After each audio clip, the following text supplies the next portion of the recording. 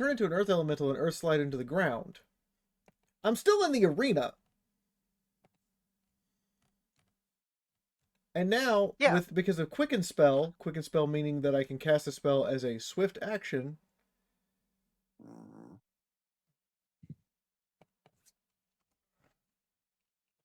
Aha! I can honestly say first. Yes, you can.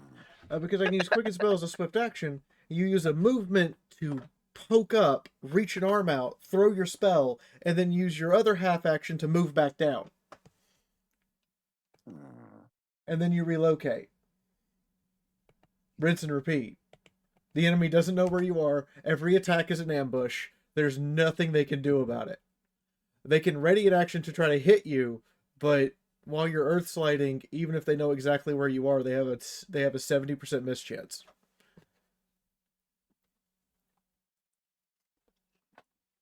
I mean, there's counters to it, but you're right. For an arena, it would work really, really well. You are an awesome person. And once he counters it and knocks me out of the earth, then I reveal my true plan. See, I'm earth sliding and intentionally kicking up tons and tons of dust with these spells. Like physically partially excavating the arena as I do it. I need to do a bio break. And the reason why is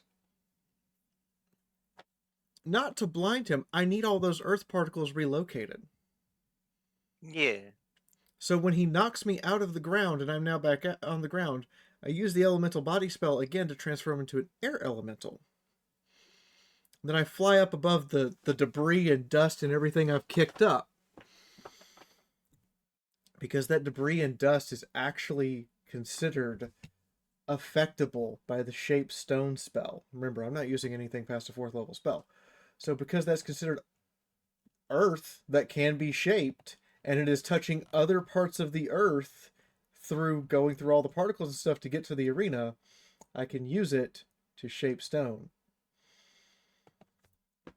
I am a powerful enough caster that for the size of the arena, with a standard cast and a quicken spell, I can use that to cover the entire arena in a cubic foot thick slab of solid earth that falls down on top of anyone in the arena.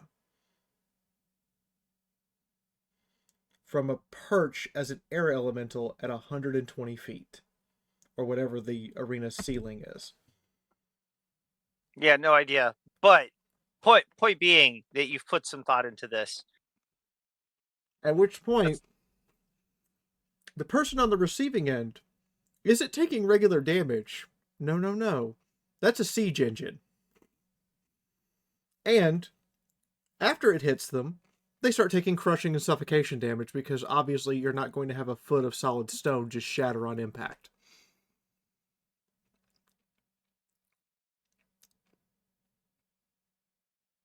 Effectively burying them alive. I'm a horrible human being. That is great. And I can do all this without opening the gate that I talked about, Doodle, and having to use the forbidden spells and metamagic feats that I have. Well, I mean, also your character is largely attempting to be a pacifist, which is kind of the interesting wrinkle in all of this. Not a pacifist, she doesn't like blood sport. Yeah, but you get what I'm saying. Like, she has zero issue killing people. But we need to have a good reason. And blood sport is not a good reason.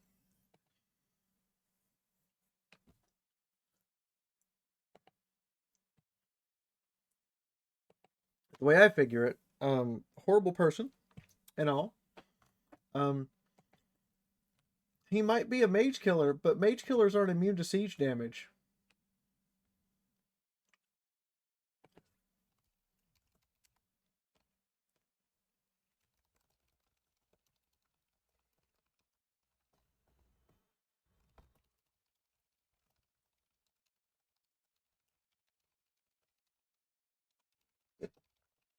It's like, I'm not really sure what you're talking about, but it sounds real neat. Like, I definitely recognize Pathfinder because you said swift action, but then you threw me off because you said half action, and now I no longer know. Okay. So, Unless this, I was going to say, during your unless. turn, you receive the following in Pathfinder. You get Oh, okay. you get You are playing Pathfinder. Pathfinder First Edition and even Second Edition. During your turn, you receive the following: a move action, a standard action that can also be a move action, Yep. a swift action, and a free action. The free action can take place not during your turn if you so choose. This is how you do attacks of opportunity. It's also referred to as a reflexive action. No, attacks of opportunity are a separate resource that are initially one but can scale if you have the appropriate feat. Correct. But the point is, you only receive one of each of these. But Quicken Spell turns any spell you cast into a swift action. That's what it does. Meaning that in D&D 5.0, this doesn't work because they made it where you can only cast one spell a turn. But with Pathfinder, Quicken Spell, you can go, I cast a spell, and then I quicken and throw another one. Within reason. You can't quicken rictuals, unfortunately. True. I would have abused the fuck out of it otherwise. In 5, there's also you can cast multiple spells in a turn, but only one leveled spell. The rest have to be cantrips. Yeah. But anyway. So the idea here is this.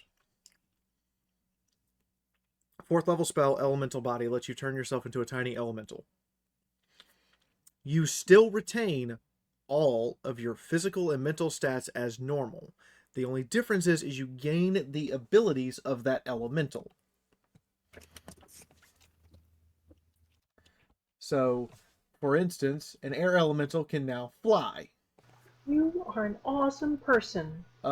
You get the immunity, resistance, that kind of stuff. I mean, you also lose your ability to speak anything other than what the elemental can, so... Incorrect. You elementals can speak normally, they just have to learn the language, and since you already know the language, you can speak normally. Also, you can, if you really want to, you can cast spells in Ignorant and Infernal and all those other wonderful languages that elementals speak. Oh yeah, no, that's what one of my players did. They took Orin, so they'd be able to cast well as a lightning elemental. But this is the important part for Earth Elemental. You gain Tremor Sense. Fuck Tremor Sense. You also gain Earth Glide. You can have Earth Glide. Fuck Tremor Sense. Earth Glide specifies that there is no sign of your maneuvering and you can move at your full movement speed through solid matter. That's fine. That's less terrifying than Tremor Sense. Tremor Sense, you can see so long as they're touching a solid surface. And even then, you can see if they're flying, if they have to flap their wings. You basically become a tremor. You basically become a graboid. So as an Earth Elemental caster, you can move 30 feet straight down, if you're a human, for instance, you move 30 feet straight down, and then you move 30 feet in any direction. That's your turn. Your next turn, you pop up 30 feet, quicken a spell, sling it, and then pop down 30 feet before anyone can react.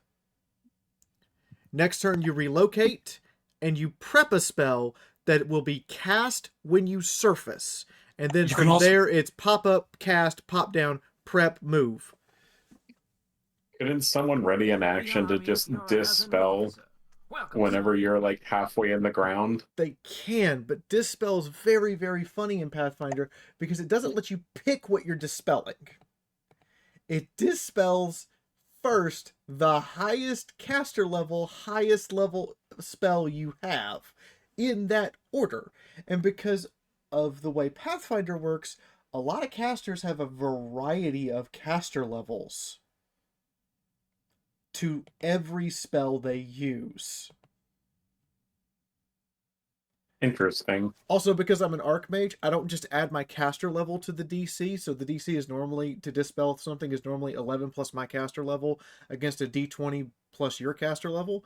Instead, because I'm an Arc Wizard, it's 11 plus my caster level plus my intelligence score. Don't forget, if you have Earth Glide, that means you can just take a 5-foot step straight down. Yes. You can just take a Like, bunch of steps straight down. like But the point here full is round action. Full round action, cast powerful spell. But if you're Quickened only, action with your swift action. 5 foot step into the fucking dirt. But if you're only 5 foot down, True Sight can still see you. But once you get past the very crust layer of the earth, True Sight can no longer see you because it doesn't provide X-ray vision. Oh yeah, no, you still have a problem with True Sight, but you have completely negated line of effect from pretty much every spell or action that requires line of effect. If it's something that just hits hit a square and has a radius, you're still probably fucked. Like, the Wizard's Fireball is still going to be a problem for you, but the Alchemist's Bombs are nothing. And then the other part of this is because it's Earth Glide, unlike Meld with Stone, which has a very similar effect. If the earth around you or whatever you're gliding through is destroyed, you don't really you don't have a chance of dying, and you don't take any damage. Instead, you pop out and make a DC 15 Fortitude save, or you're stunned for a round, which in Pathfinder, stunned for a round is you lose a half action. Now, once the big boss figures out how to counter me and knock me out of the earth, because I'm prepping this for an arena where I have to fight in a Colosseum, which my character hates the idea of doing this. She finds it extremely distasteful. She hates blood sports. They already made her have to do it once, and it was absolutely something she despised. By the way, for everyone, thank you for the donation earlier today, and thank you for the Twitch Prime sub. But anyway, once that happens, then we get spicy.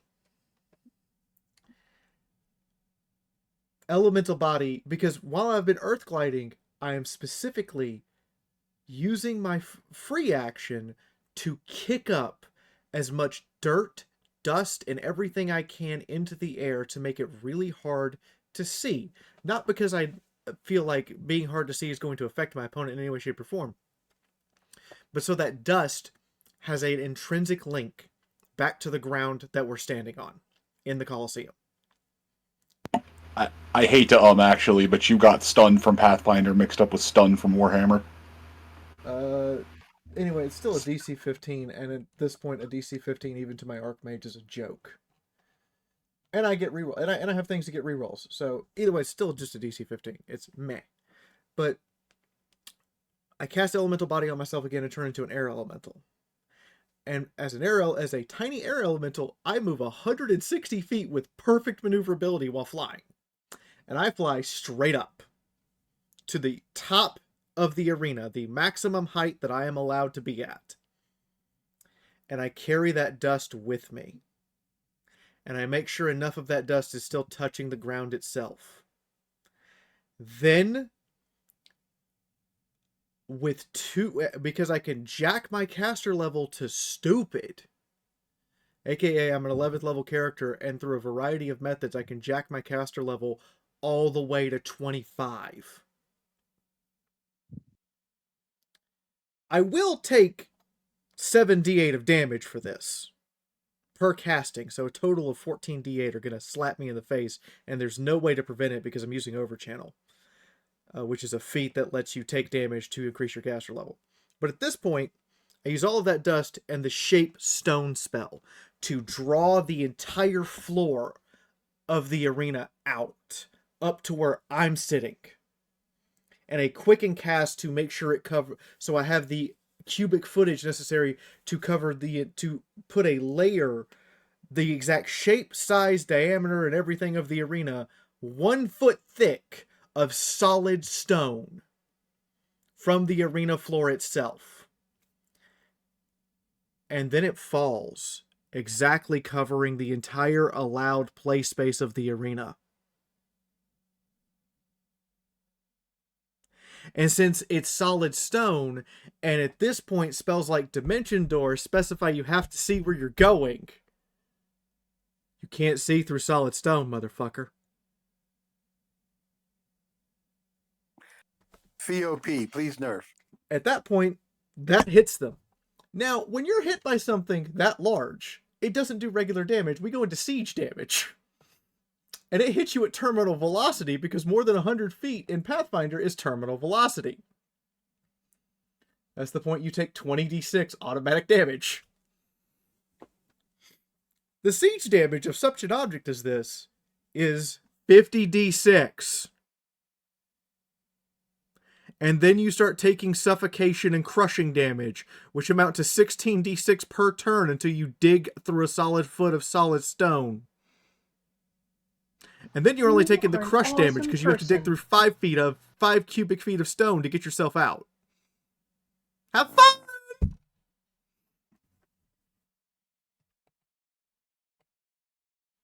You can counter all my elemental spells you want. You can't counter blunt force trauma.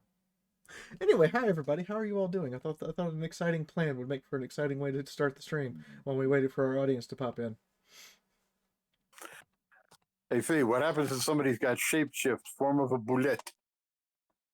A bullet. Yeah, that solved the problem real fast. Since I allowed for 0 space, for anything underneath the solid stone, a bullet would still take the crush damage and be destroyed. And a bullet won't pass through a foot of solid stone. We have guns in this setting, and a foot of solid stone is enough to stop them. They take the crushing damage and the squeezing penalty, but they'd at least knock off the suffocation since they can breathe solid stone. True. It might not get them out, but it'd buy them some time. True. But at this point, then I reveal my ultimate screw you plan. I have a couple of spells that don't allow saves, that don't require line of sight to use. They don't do a lot of damage unless you're stuck in one spot. Spells such as Icicle Spears, which form a bunch of ice spears out of the ground and slam into an area. And in the event you are in that area, you just take 2d6 piercing and 2d6 ice damage every round. No save, no spell resistance. You just eat it. And this is why I don't play in games that the numbers usually get that big, because I don't enjoy power gaming. Which I'm not is power essentially what gaming. I'm just mad. I know you're mad, but it is causing you to power game. One thing that's come out of this is I genuinely don't know if are you familiar with the RPG Lancer? A little bit, yes. I feel like you'd have, I've played a couple of campaigns of that, and I think you'd have a lot of fun with the mech building mechanics. Yeah, the mech building mechanics in that are pretty fun. I do also generally play games with a lot of heavy roleplay elements. In this case, I am looking for ways to utilize the arsenal of spells and things I have without my character having to open the quote-unquote locked door. By the way, do we have a password for tonight? Big numbers make my soul happy. So for those in stream wondering, the locked door has 2 metamagic feats I took and 4 spells that I have sealed away to prevent my character from using unless... Is this the Chocobo? This is the Chocobo. Yes, this is the Chocobo. Unless 2 of my party members shatter the restrictor stones I gave them that prevent me from using them. Or their pulse stops. If their pulse stops, the restrictor stones shatter on their own. They don't know that second part. I didn't tell them that. The GM does. The restrictor stone restricts me from using 4 dark magic spells, or 3 dark magic spells, 1 holy spell, and it restricts me from using the admixture lightning metamagic feat and the apocalyptic spell. Now, admixture lightning is really simple.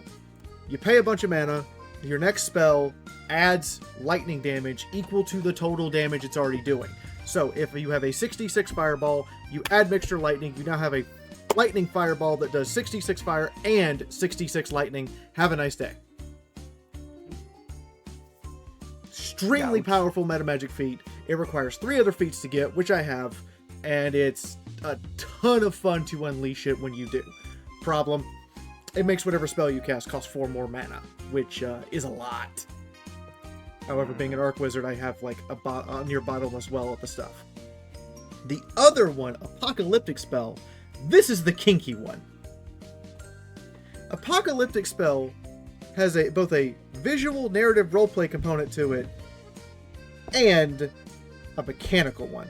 The visual roleplay component is the 4 Horsemen of the Apocalypse form as visage images behind you, made of the energy of the spell you're using, and go into the spell before you hurl it. So that's the visual component. The mechanical component is unlike a normal spell, like let's take a fireball, 20-foot blast. Unlike a normal fireball that only damages mostly living things or things that are easily set on fire, apocalyptic spell damages everything. The ground, the walls, the ceiling, the items the person is carrying, everything in the blast takes the damage. It leaves a crater equal to the spell's AoE, both in the spell's AoE range and depth. You literally carve out a cube of the battlefield. Anything inside of that crater is treated as difficult terrain, and anyone who was standing in that AoE falls, equal to the AoE of the spell. So if you take a fireball and you widen it to 40 feet, you now have a 40-foot hole that everyone just fell into. It is utterly awful and should never be used. I took these feats specifically so I would have an excuse to tithe things away and let everyone else in the party have fun. And also, you know, Moon knows I like to have my emergency buttons. Everyone needs to have bucket. Server name, I thought... You saved it! How am I hosting? Because you have... I saved what we were finishing up last time. You all left the triple area. I was trying to host because I thought you were still on your laptop.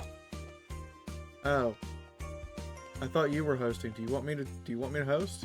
Because I have the I want to see if the connection is stronger. Okay, I'll use your password. Perfect. The password I was being serious about. The server name was my way of saying, haha, you see, champ. I fucked up. At least I think this is the right... That explains why I couldn't find it by searching. Right. I was wondering what was going on. I love you all. You beautiful people. Okay, we're up and running. Okay. Where? Let's see. Where's it? At least I think we're up and running. This looks like us. I don't see a fee online for me to join. You're correct. And I haven't been online because I've been working on stuff that I don't want people to know about. I am online now. Ah, yay! Yeah, it's fine. It's fine. I mean, I'm invisible all the time, so you know. I wish I could be like set a list of people that I am invisible to, but apparently that is not a function that anyone. So Moon, this Steam is needed. not the save because my spell cards are not filled out. Qu'est-ce qui se fuck? Uh-oh. I must have not saved it at the end Fortunately, of the session, or you didn't send it to me. Fortunately, I have a list of the things I changed on my sheet. So, All right. maybe let's see. What do I have? Do I have new skills? Let me check my... Have I increased my skill? I seem to have the skills down. I think I just didn't save after the...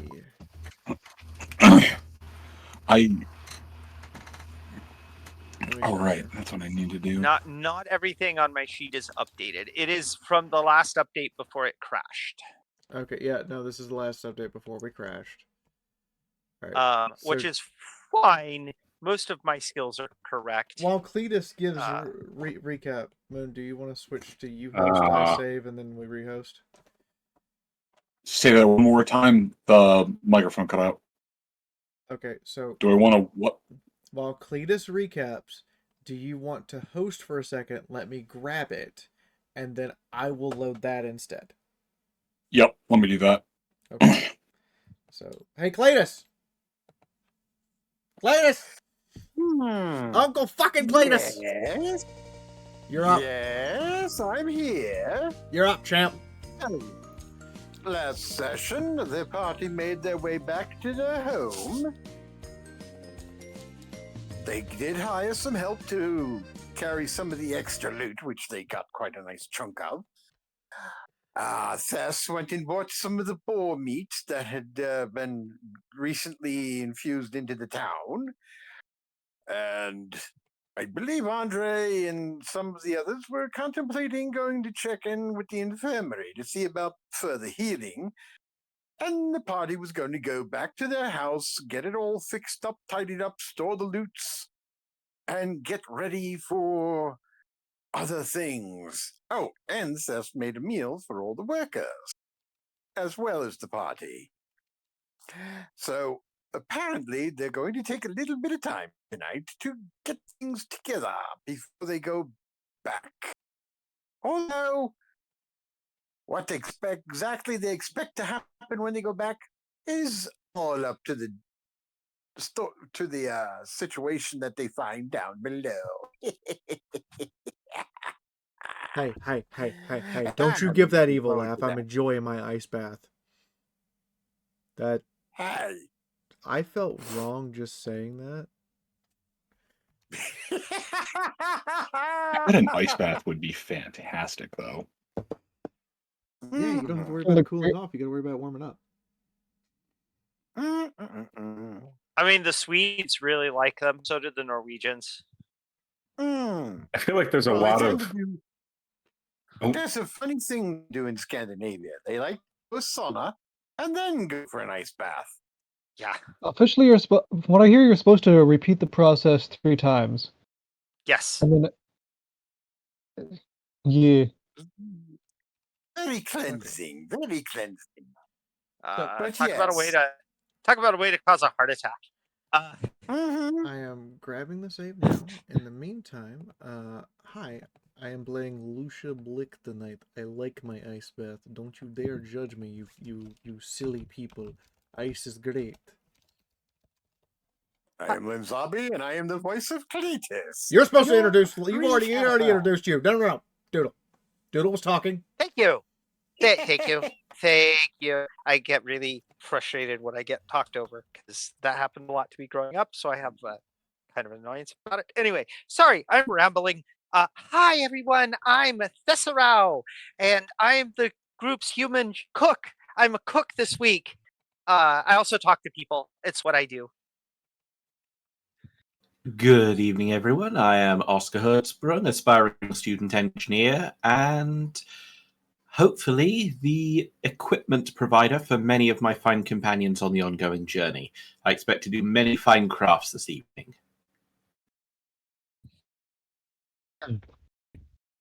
I am Rodalin, the wandering wizard who's come to assist and to learn.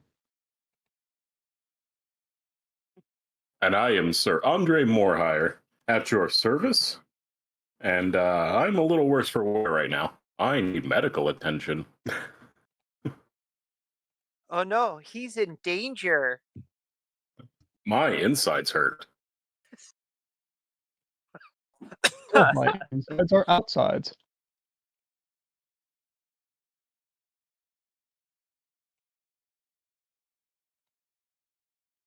All I need is a small loan of 1,000 gold. I will And gladly then one pay day, you. maybe you too can be a Bretonian noble. Okay. I was gonna say, I will gladly pay you Tuesday for a suit of armor today. Moon, do you introduce yourself?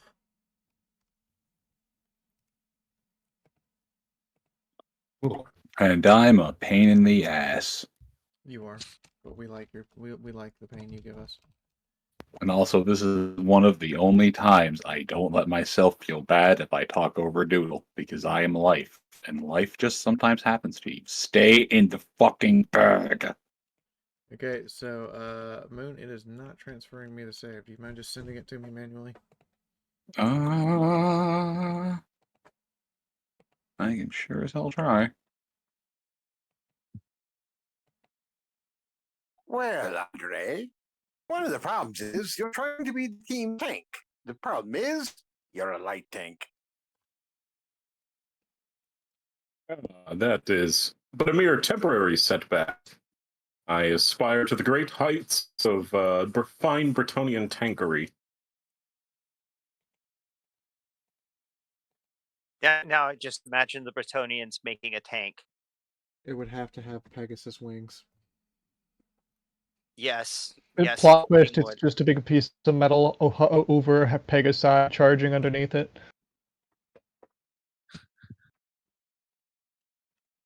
It's just peasant powered. What? Peasant-powered Pegasus. Plot twist, this is Warhammer Fantasy. That would be an effective weapon somehow. Yeah. Yes.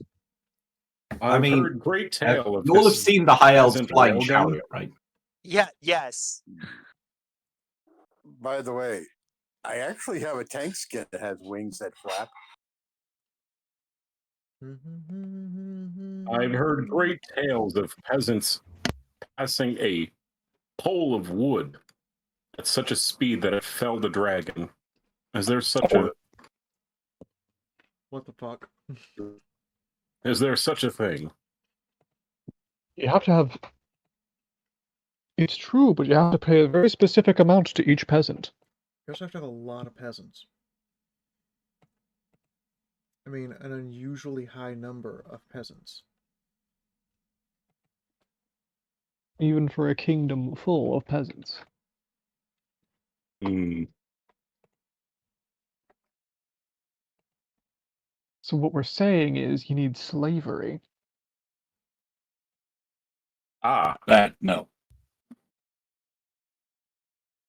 Isn't slavery okay in Bretonia? Isn't feudalism just slavery with extra steps? Yes. you're Yes, right. it is. No, slavery is bad. Everyone knows that. However, It's- indentured it's- servitude is good. Yeah. Indentured That's servitude legal. and serfdom. That's legal.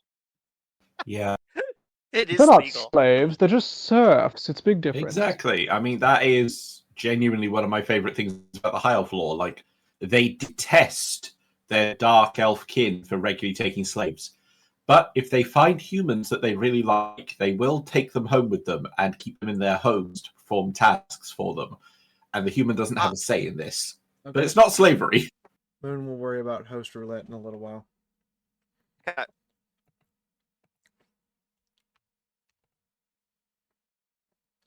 Remember, everyone, we will get through this with the power of friendship and this gun Oscar found. And the guns that Thess brought. I mean, those help too. But the real reward was the guns we found along the way. Was it? I mean, so far. Hi, Catman. I'm feeling okay. I'm still having an existential crisis about the direction my country's going in. And genuinely am very terrified, but also understanding that weirdly, it's probably safer for me here in near Milwaukee in Wisconsin than it would be for me in Richmond, California, where I lived. Hmm. You know, weirdly, it's safer for us both here than it is where we both were living. Yes. I'm Well, for having- you that makes sense because you lived in fucking Arizona. Mm-hmm. For me, that makes no sense. I lived in the San Francisco Bay Area. You're gonna love this. So I still have some friends at the apartment complex I was staying at. Yeah. One of the reasons I was so distressed today was I had to deal with talking to two of them. Because I showed up. They didn't have a warrant. The apartment complex, as owners of the building, authorized them to go into every single apartment and search it. Yeah. Without warning. Yep. Okay. So remember, everyone, you might have an apartment, but if your landlord says they can come in, they can come in. I mean, I don't have anything to hide except for the sheer number of 3D printers I have. Which, if I bought them now, I'd have to register them.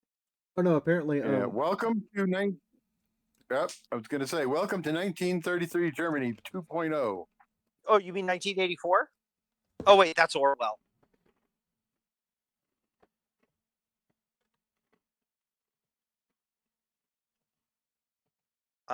Yeah, no, where I mean, it's not yet as bad as 1933 Germany, but it's still not great. And I need $250,000 so I can immigrate to Canada. Everyone, It was ice. tip It me was so ice. much money I can pay the players. Oh hey, I would appreciate that. I too would. But it's I would not say no. if I Where win it, Hey, Fee. Yeah. For some reason, there's a few assets that aren't loading for me, I'm not the host. Yeah, and they my didn't sheet- last time. my sheet is accurate. Yeah, mine's accurate too. It's just that the our little tokens aren't showing up for me. I think or because half of them. Moon doesn't have the tokens, and therefore his computer doesn't have the asset. Loading. Oh. Did I? Oh, there was a reload that happened. Okay. I sent him the tokens, so he has the asset now. They should be on here, which is strange. Nope. Load image failed. Support format unknown. Hey, I have Monopoly houses on my character. Oh no, they're gone. Never mind.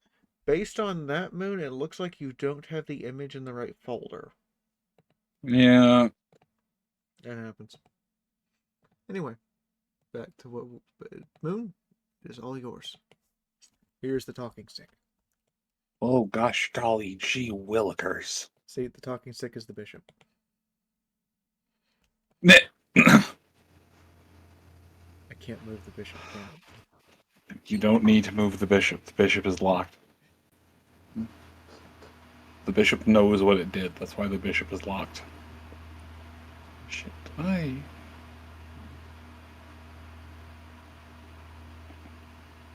Was it church children? No, I think I accidentally deleted all these tokens. I'm gonna have to go and find them off a different map. Oh well, whatever. In for a penny, in for a pound.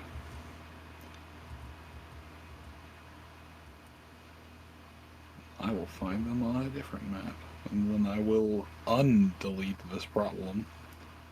But for now, I'm getting rid of it. That's why there was such a slow. Okay. Forgot this, you fucking goblin.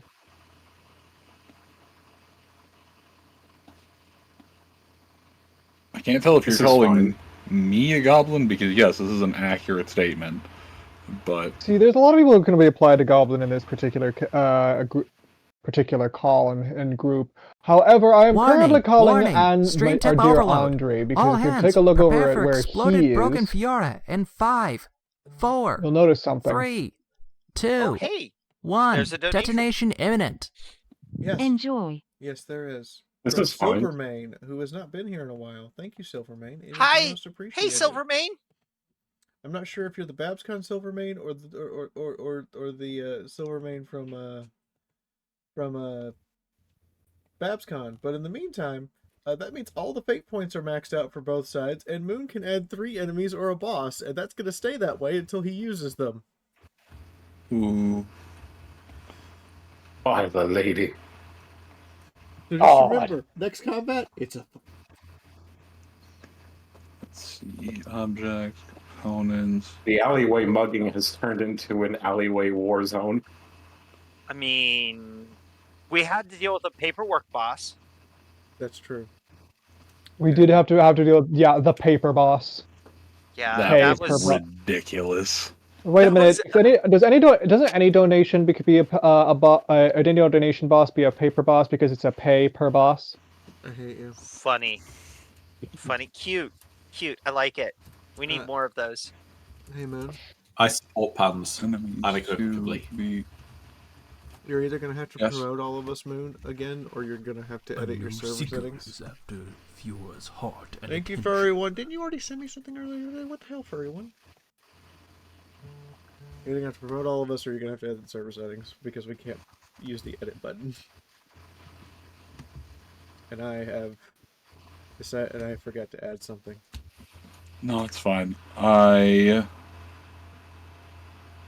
we go. Come on. Do daggers have any other modifiers to them? I don't think so. Yeah, I think they're very They're simple. fast. Yes. Oh, they're fast? Yes. Have you ever tried to parry a knife?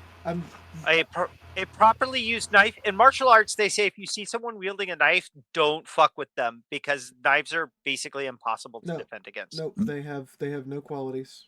In the game, they have none. However, under their description, they say, and I quote, "This is easily concealable, providing a +20 to attempts to conceal it if in places where you don't want the weapon to be noticed." Prison pocket. I was just trying to look up my boat knife God damn it! because I knew it was a good quality weapon that we found, and I'm like, I haven't put the quality down. Shit.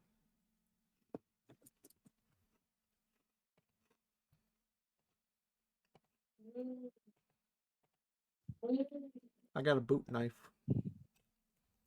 Anyways, all you, man. Sorry. What? No, you're fine. It's where you want to take us. Who was it?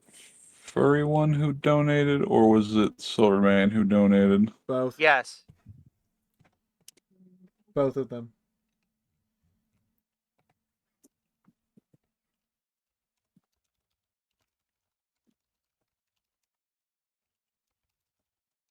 Okay.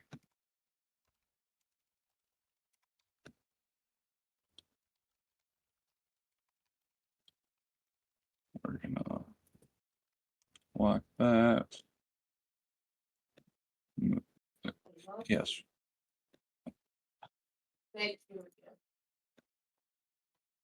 No problem.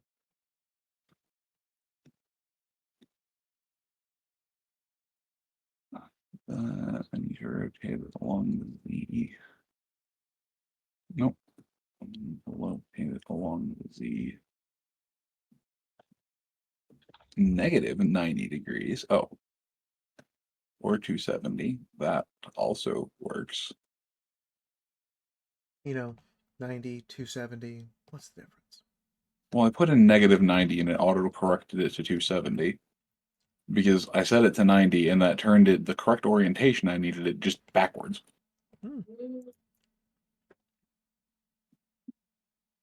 Well, back in my Second Life days, this was I had to use a far more advanced editor to actually get shit to move around, but being able to do anything with that editor means that this editor is absolute cake. Anyways, I just have the enemies to be spawned pinned up here to the top, so I know the next time you end up in some kind of a... no, they're all spawned for me. I can see them all down here. Are they not showing up for you? So apparently Hi, the poop gun is this loaded with bag an of hugs EV, of and that means I have $5 to be pooped by hold. an EV. Wow, that Andre guy is so It's actually handsome. one of my favorite He should be Pokemon. lord of the town. Are they not loading on your end? No, the three of them are not loading on my end, and it's coming up as How? error. Strange. Okay. Let me see if I can. Let me resave. Oh, that's why. Yep. Classic coding troubles. Why? Why? Why? Oh, that's why. Oh, no, I know exactly why.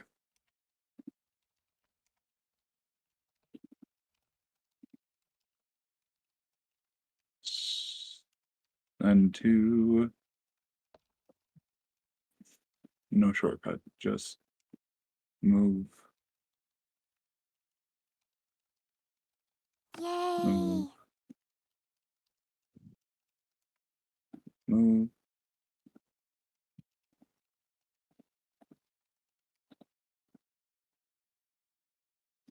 Oh, okay. So perhaps I should read my day in the life of Thus thing while we're waiting here. Please do. Where did That I would be put that? delightful. Yeah, it's really short. Because I really couldn't think of a lot of put in. Where did I put it? Oh God. General? Okay, we can play without the moon. It's okay. Ah, here we go. Yeah, I actually, literally just found them. it's longer than I thought. Okay, so back when we had about a week of downtime early in the thing, I got to thinking like normally what we used to do for the tabletop games I was in is we'd take a minute to talk about like what we were doing during that week of time in brief without actually going through stuff. And so I took inspiration from my God, I can actually say the back in my days of gaming in the late 80s and 90s. Hi, this bag of hugs Shit, for I feel $5 sold. Can we So bottle up I Lush's pu- bathwater yeah. to finance So Andre's I armor? wrote I this was thing gonna up. make a joke, but you beat me to it. Fuck. So I wrote this thing as a way to like Okay, Moon, what stop trying to fix it. All your it's okay. I'm not touching it. Then why do we all time out?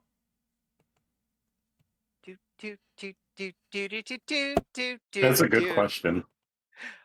Okay, let me read this thing while they get this figured out. So I took inspiration from this and decided I'd write this up, and it's mostly for like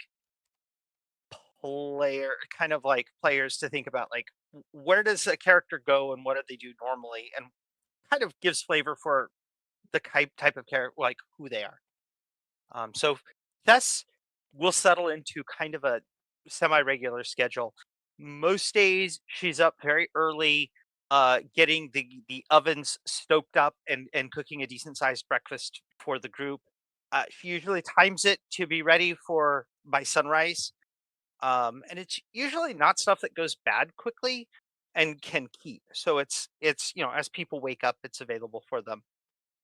It varies the exact stuff she makes. She rotates cuisines on a regular basis. So some day it's kind of Asian inspired. Other days it's, uh, kind of what we would think of as French 1800s turn of the century kind of stuff. Sometimes it's, Caribbean island breakfasty kind of stuff or Hawaiian or and she rotates. She's not, whatever she's inspired to do that day. Um, but nothing she ever cooks is bland. She loves flavors of all kinds. Um, Usually it's pretty simple stuff, but sometimes it's complicated.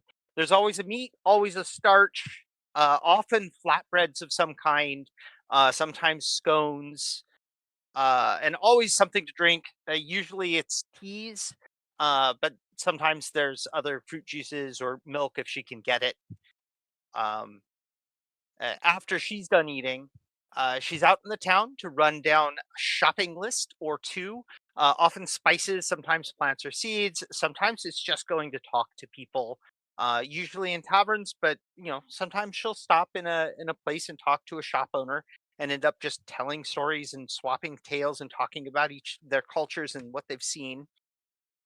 Um, and sometimes she stops in a tavern and works on and practices playing her mandolin or singing, um or swapping stories with adventurers. uh she's good at that. She's been known to occasionally offer help to those who seem to need it, like, hey, this person seems to be short staffed today. Well, I'm available, I have nothing better to do, let me help you out, kind of volunteering. um because her view is something that helps the town or even the merchants that are here will eventually end up helping all of us in some way. Closer to noon, she'll find a tavern or restaurant or somebody that's got food to swap cooking stories with and get a meal out with. Or sometimes she comes back to the house and makes sandwiches or lunch of some case. um it's usually lighter foods. um, hey, it's the midday. You don't want to be taking a mid-afternoon siesta kind of thought. And then she'll clean the kitchen. And then after that, it's off to skill practice, swords, loading drills, reading and studying, um, whatever thing catches her fancy at that time. Um, and then prior to dinner, it's time to shop for actual groceries, stuff to make dinner and breakfast and food with the next day. Um, Evening meals are typically heavy when she makes them. Lots of meats, lots of proteins and heavy starches. Um, Pot pies come to mind. That we did the pork bow, pork buns, and stir fries last time. All over the place. Again, cuisines all from all over the world. And once or twice a week, she whips up a dessert, something rich, usually. Sometimes it's a cake. She'll do a ribbon cake once, um, which I don't know. Ribbon cake is probably an all-day thing. I mean, it is in the real world when you make it, because it's like you put down a layer of cake, bake it, and then pull it out and put down another layer of cake and bake it. And it's an all-day thing. It's very time consuming, but it's really dense and really rich, and it's got a lot of fruit jams and stuff in it. And then in the evenings before bed, it's lots of writing letters and reading and talking to probably mostly Oscar and Rodalin, but really anyone who wants to sit and talk about academic stuff. Um, just like talking about, hey, I read this book and learned this neat bit of research thing, kind of conversations. She'll settle into a few habits. There's a couple of merchants that become kind of her favorite places to go to get spices or local produce.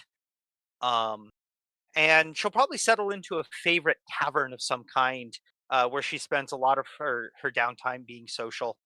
And during the weeks when she's out and about, anyone's welcome to come with her. There's kind of an open invitation for that kind of stuff. And that's kind of a snapshot of a day of Thess.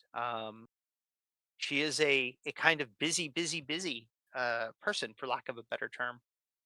And I see the game is back up, so it's time to. We were just letting you ramble because it was kind of adorable. I mean, I put some work into that. I know you did, but that doesn't make it any less adorable. I mean, if I was really feeling more. I Go ahead. I could listen to hours of in-character Thess rambles. Oh, Thess rambling is. I mean, she ends up with a little more ADHD than she probably has because the player struggles with it. But yeah, she's a charming, or attempts to be very charming and very delightful. Um, and sometimes when she tries, it doesn't always work out. But when she's just being herself, it's a lot more charming. Um, she's one of those people who, when she's not nervous, she's amazing. But when she's nervous and actively trying, it comes off as a little, not fake, but like she's obviously trying. Um, so the best way to have her be absolutely charming is to distract her. Um,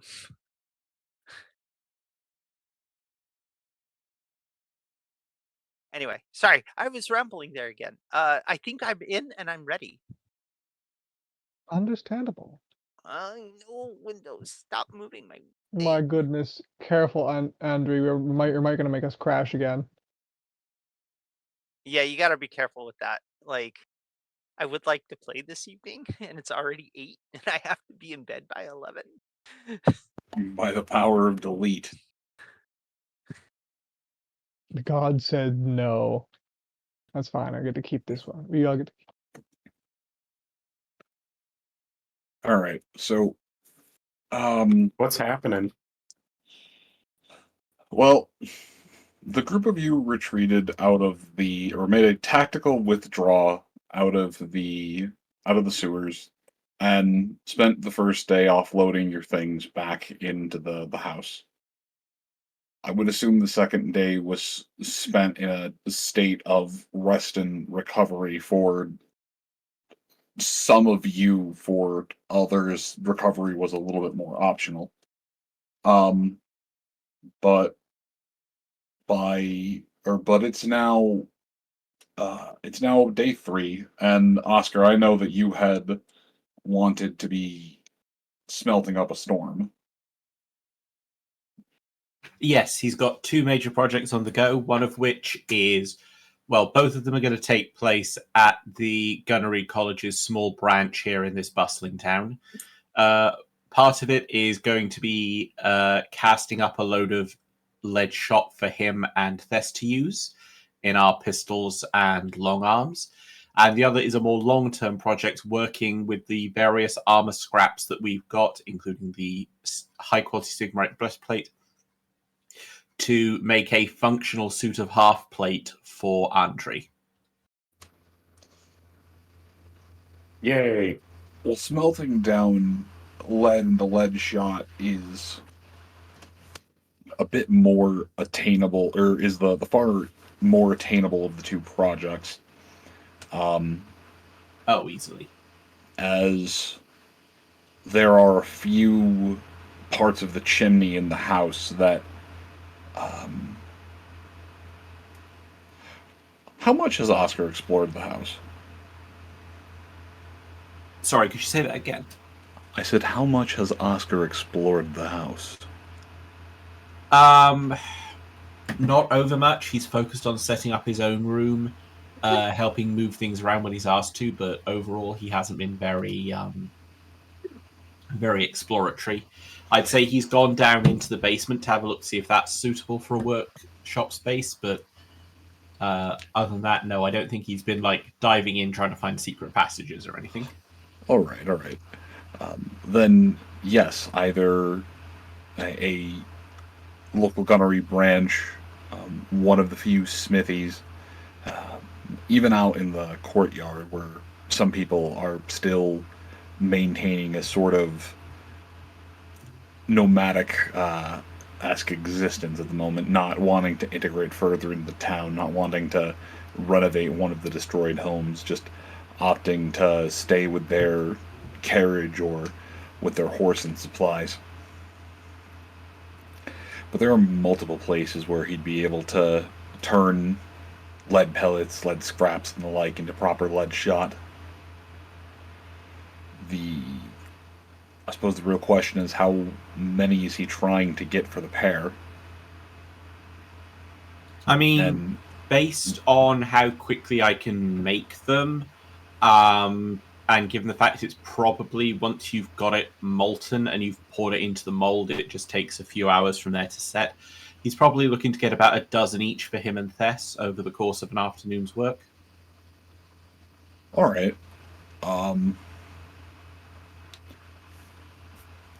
Give me one check just to make sure the lead has a thorough molten temperature. There aren't any air pockets when it hits the mold. Okay, so that is going to be an intelligence check, I'm guessing. Yes. Okay, and I get... Unless you have a more relevant skill. As well, it's plus 20 to this check. He has plenty of time and isn't rushed.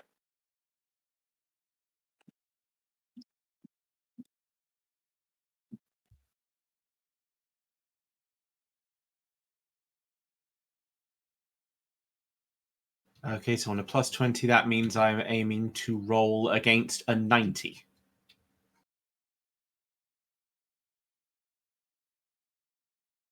$44. Oh, most definitely. That is some high-quality ammunition he ends up producing.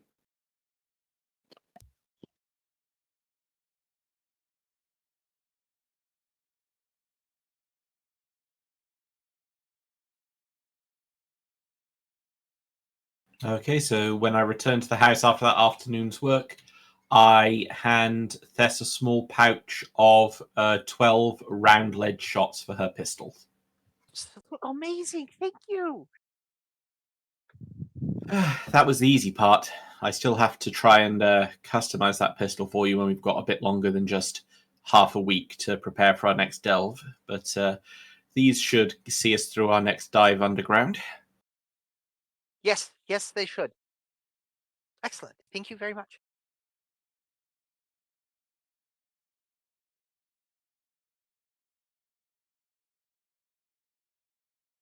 And yeah, as said, in the time remaining, I can probably get the ball rolling on Andre's armor, but I don't anticipate finishing that any time before we go back down into the dungeon. That's a long-term project.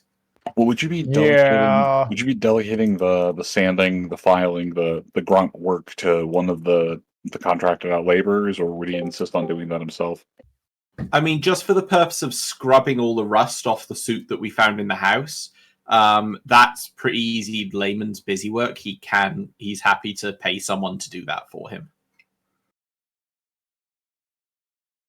And he's deliberately not getting Andre involved because he knows if Andre found out there need to be a load of busy work doing, he'd just order Sage to do it for no compensation. And Oscar's not entirely comfortable with that. Accurate.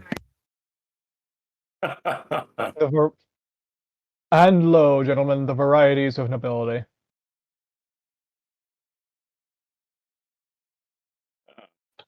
Tis his lot in life.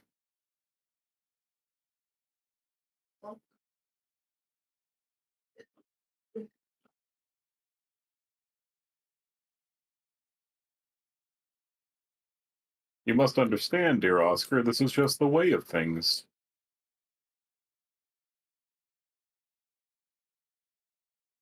Andre, once the suit has been made, I have no problem training him to maintain it for you at his duties as a squire. But this is a lot of busy work, and I'm sure that you've got better tasks for him to do assisting your person, rather than just scrubbing rust for 12 hours. That is true. If he is to make a competent squire, he must train with me. Though I am grateful for you delegating such tasks to our lower serfs. Well, they say this is the way. Also, they don't call them serfs here in the Empire, just you will probably get hit across the face with a beer stein if you use that word in front of them. Oh, I do apologize. I hadn't realized that you'd come up with a new term for them. What should I call them? If you must be classist about it, peasants or commoners, but generally just the word people suffices. Strange.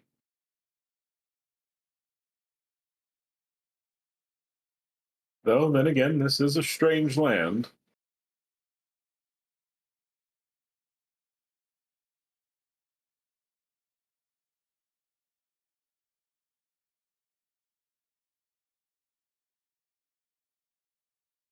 I have no doubt I'd find Bretonia equally strange were I to go there.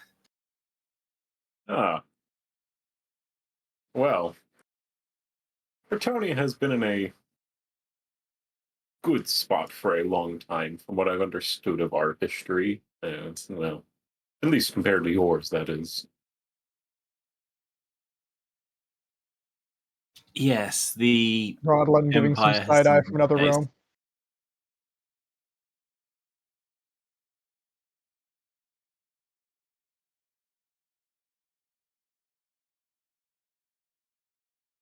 Hmm.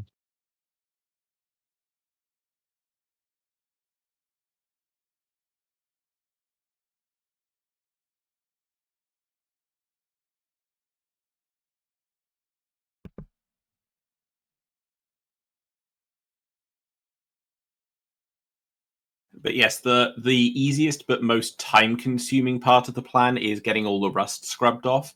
But after that, that does need me to actually, it's going to need both me and Andre's downtime because I need to take his measurements, heat up the metal panels, and beat them into a shape so that they actually fit properly around his limbs. So that's definitely a longer-term goal. But certainly in this week, we can get all the armor pieces cleaned up. That's basic manual labor.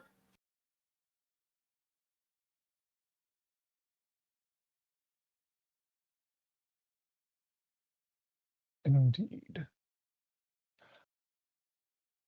Who's do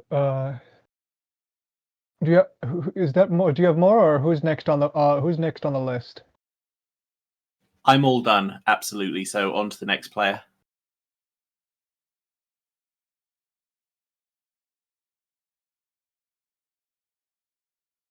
Well, Rodalin's spending his week with three objectives in mind. Study the magic, study the magic and the books discovered. Anything, well, most of the books in general around the house, but with a very heavy, a very heavy focus on anything with magical significance.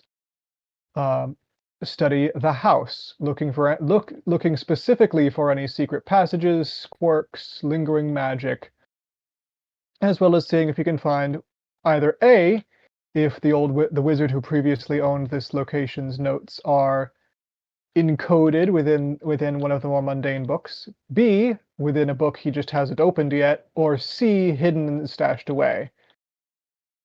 And last but not least, he'll be taking his some time wandering around town, trying to get familiar with its nooks and crannies, the flow of the streets, alleys, what critters live where, and other entrances to lower sections of the city.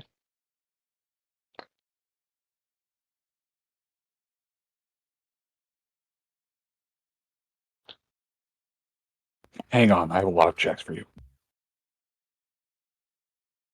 Indeed. Basically just study the books, study the house, study the area. However much of that he can get done in the week. He'll be spending any excess time hanging out with the group or chatting with locals.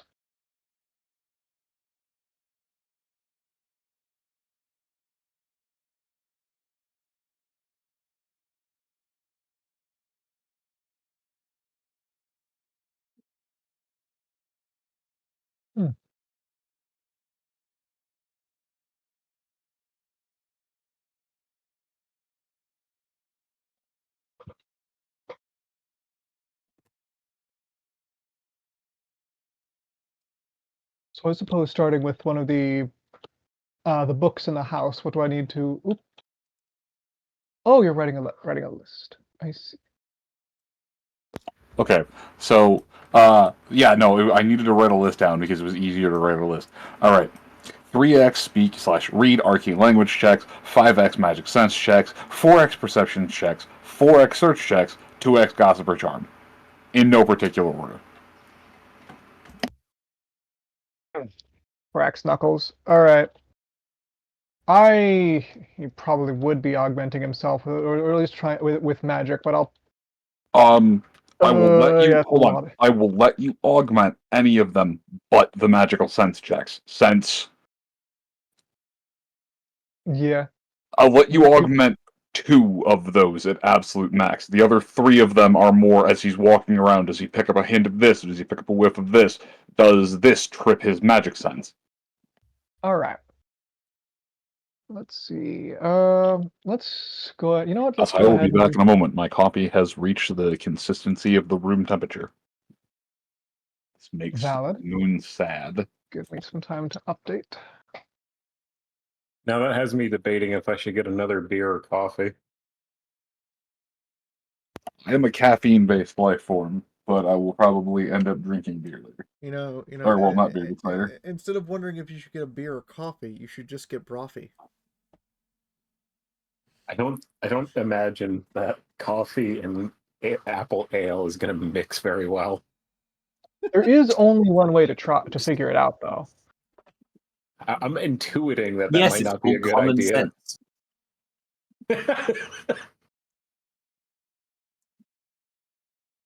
Where's the text? Whereas for me, it's 2 a.m, so I'm drinking water. Oh, I forget. Right, British. Yes, as if the accent isn't a constant reminder, my friend. I remember that. I just forget the little details like time zones sometimes. Well, and I have to be in bed because I work early in the AM. I am looking, by the way, to address this. I am actively job hunting. As much as I love my coworkers and my job, I absolutely hate the hours I work. So that I can, because I have to be up early. So I'm not drinking. I'm drinking water. Otherwise, I'd be drinking fucking Celsius or a Monster or something, just so I can channel my inner Thess. I have so Does many she- questions. Does Thess ever have zoomies? That would be one of Not, them. not in the way that you think of them. She has moments of intense focus. I see.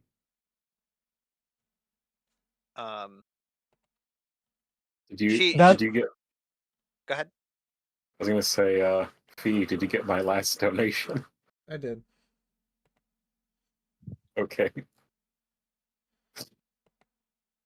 We are not bottling up Lusha's bathwater.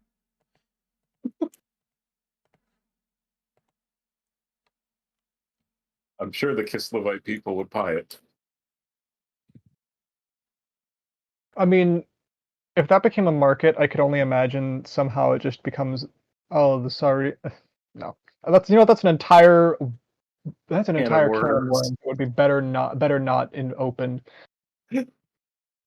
I'm just gonna close that can. Gonna sear that shut, weld it shut. Gonna solder that shit shut real quick and throw it in the lake with a cement block attached. We ain't never finding that one. And then pour cement into the lake so that it just becomes a giant block of cement. And then put an orphanage on top so you can never demolish it because you know the orphans. Think of the children.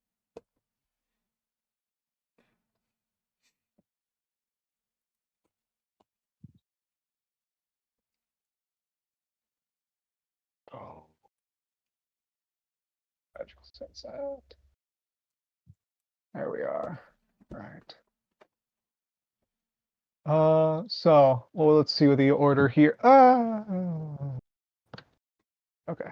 What the fuck is Let's rust? see what the order. What the fuck is this, rust? Hey, there's some actual metal left of the server. Okay, good news, bad news. Good news, the rust is gone. Bad news, so is a lot of the armor. You just casually scrape away all that rust and notice, wow, there's like a few tiny little holes here. That's about what I expected to happen, honestly, because we have the breastplate in great condition that we found that I think is going to be a good foundation, and then a mix of all the armor we found in the first few rooms, plus the full rusted suit that we found in the house. The goal is that enough of it survives to make the half-plate suit. Like, it's going to be a real kit bash. You know, it's kind of too bad we don't have a fire mage. Then we could sit there and just have them be a forge.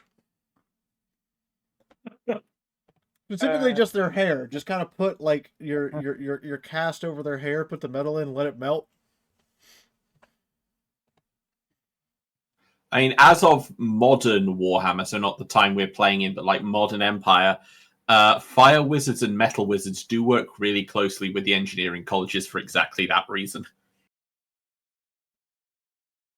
You can get a really specific temperature going for a metal if you need it.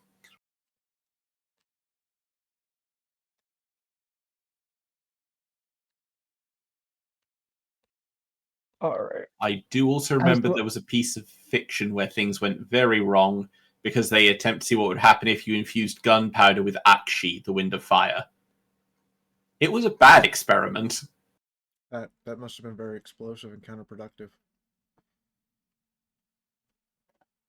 I mean, you can see the logic, what they were trying to do. Okay, he wants 3 speak, read, arcane language checks, 5 sense magic checks, 4 perception checks, 4 search checks, and 2 gossip checks. Good luck, Rodalin. And a partridge in a pear Crack tree. Knuckles, here we go. I'm gonna spend this so much. I'm gonna. I'm mining. Yeah. I'm tempted because I really want to buff these as much as I can. I am legitimately worried. I don't want to spend the party's like fate points though. Do it. That's what they're there for. Yeah. All right. You know what? Fair enough. Fair enough. Let's see what we got. So let's. We want people to have to spend more money to get more fate. We have. And we also Let's want to start know with Moon's the plot, so... read. 3 speak, read, arcane language. Got a +10 to this and a 51 intelligence currently because I haven't spent all of my XP. I'm going to. Oh, I barely tossed that. Says 81. 81, 51 intelligence +10, 61. That would be 2 degrees of failure. All right, guess fate point number 1. Party fate point number 1 down. That's the wrong people. There we go.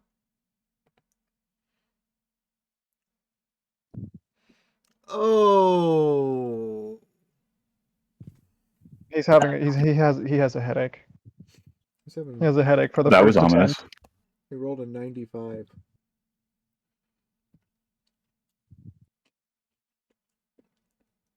So he's having a headache, and he swears the title of this one is The Magical Fart. Boom! Headshot. A brief wave of terror passes over him. He's like, "Oh my god, are my eyes getting worse? Is something happening? No, it's just a migraine. Oh, thank God." What is that? Did you hear the sound of millions of spirits and souls crying out, and then suddenly silence? No, just a bit of a headache. Lusha comes downstairs. Why is there smoke coming out of Rodalin's ears? I thought that was the normal way of things. No, that's definitely no. Just comes down with a very sad expression in a mug full of something that's probably coffee but looks green.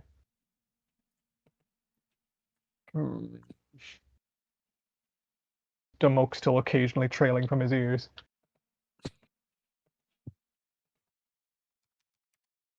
Had a very frustrating day.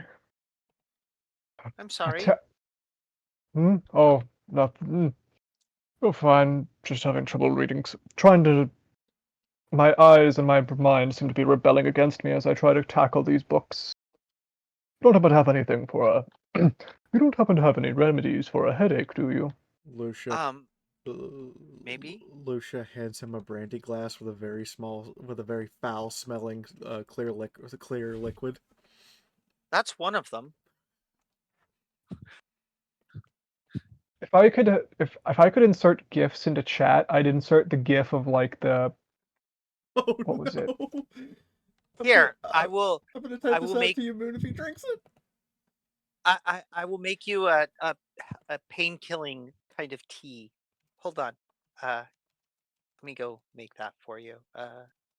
I can't roll dice. I fixed that.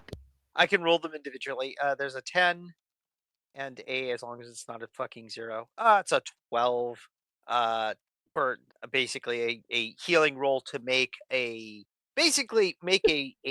willow bark based tea, because willow is in the real world. Willow bark has aspirin in it. Oh my lord! The mighty aspirin. Here cometh Tess, savior of the study time. Tess is like, here. It's got a little bit of mint in it. It's a tea, but I find it helps with minor aches and pains. You could try vodka. Moon, I sent you a DM of what's in the glass. Well, I suppose okay. Rodalin stares at both of these beverages that have been handed to. Oh wait, do you need to like make a check for that? Oh no! It's vodka. I just need to make sure that I did not fuck up the ratios and give you too little willow bark, so that it does not actually have any pain killing ability. Okay. That which is why I made the roll. That is a 12. That is 4 degrees of success against my healing skill. So yeah, baby. By the way, with the vodka, that's going to be a toughness test. Probably. Technically. Consume it is under alcohol. The skill, consume alcohol. Yes. Moon is apparently. Only if he has that skill. If not, it's going to be a raw toughness. Whatever Lucia handed you smells very strongly of chicory root. Okay, do I know? So I give this a okay. Now I have a okay. I guess I have a decision to make. No, I have a life decision to make right here, real quick. Between Could- what's you could- the boy standing in front of the good castle and the bad castle. You could take both of them. I probably will take both of them, but I'm going to sniff the alcohol first. I need to know if I can identify whatever strain, because it doesn't smell like normal vodka, and that's concerning to me. It's vodka. I've had some. It's okay. All right. Well, first. Oh my god, I don't have. Okay. First, I take the frickin' the tea. First, I take the tea. Ah, so he chose the chalice from the palace. As opposed to the vessel with the pestle. Exactly. And after I have drank the tea, alcohol tolerance, yeah, probably. Next, he's going to just. Well, that was delightful and refreshing. It's going to. She has been hugged. You can't see it, but it has. Anyway, continue. Gonna stare down at this thing and swirl it slightly. Bap his chest with a fist real quick, then suck down the whatever it was that Lusha provided. Make it consume alcohol test, and then we'll tell you what happens. Okay, so I don't have that skill presently. So what's the thing for not having a skill? It's half just toughness. Half toughness. Current toughness is 23. Oh my lord. 12. Well, this might end your day really early. Oh boy! Here we go. I should have cast magic on myself. I should have buffed. Well, No, you're good. You're good. All right, let's see what I got here. 38. That's what? Failed 12 by through 2. 2 degrees. Yeah. 2 degrees of failure. Oh, Yep. look. They always say you can always sleep the pain away. All right, Moon. I started brewing that before we left. What happens? Just about it. Right now, nothing. Can Rodalin still see? So Currently. I'd out of character, I failed that brewing test by 4 degrees, so I have no idea what I actually made.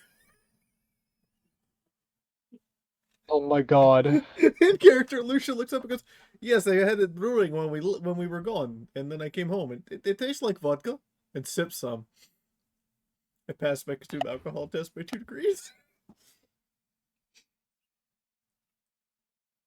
This is So perfect. you just made some triple X hodunk some mystery moonshine McGee over here, and you're like, let me just critically succeed this so it's fine. I don't even know that that it could be potentially toxic. Yes, This is fine. I started This is brewing fine. it. This I is started fine. brewing it What in the happened? extra bathtub we had. Exactly. So she could have accidentally poisoned you. There would be a voice that calls out from the other room. Just, did someone say alcohol? As Sage just pokes his head around the corner. Yes, would you mind? I just had this. It hasn't quite hit me. I just had this, and it has not quite hit me yet. Would you be able to give this a sniff? It'd be rather. Is this What some is it? strange new form of pre-workout drink? Well, Gives it a it's a sniff and a pre-workout sip. for the mind, I suppose. I'm trying to deal with a headache, so I can so I can have more success tackling the scholarship we've gathered. This smells exactly like what I was using to clean the armor. Yes, quite. I mean, in all likelihood, it would. I'd be using some ingredients from the armor cleaner. You know what? If I'm going to have to make a fortitude save in a minute, I'm going to kind of roll me yeah, toughness. I'm just gonna, you know what? Just gonna casually mutter to myself. Did I just see that right? So, What did you Sage roll? okay? Oh my god, did you roll something over? Oh no, what did you do? What did you do? What is this? so, Oh, to all 97. listening, Lusha just admitted to being a gopnik. So he falls backwards and just, I knew it. So wait, hold on. Falls backwards like thunk? Yes. Rodalin just kind of gets wide-eyed and stares a moment. Has he been off today? Is something? No, He just No. lightweight. It's nap time. I do not believe he's accustomed to Lucia's beverages. Rodalin mutters to himself and attempts to cast the fucking. Where's the spell? Oh yeah. And There we this is when go. you cue in. By the way, Rodlin, Yeah. this is Second when the music kicks in with a Euro bass beat going chicky bricky.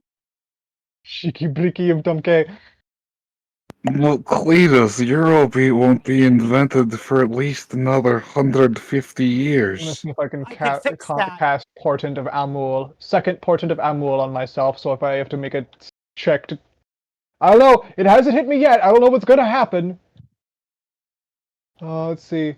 That is a success! That's 14 out of 12. Anytime in the next hour, I can get 2 rerolls and can use them anytime in the next hour. Yes, you only got 2 degrees of failure, so it doesn't hit you immediately. He critically failed. Right. He's speaking in tongues. Hold on. Hold on. When you say speaking tongues, I'm getting Rodlet. Okay.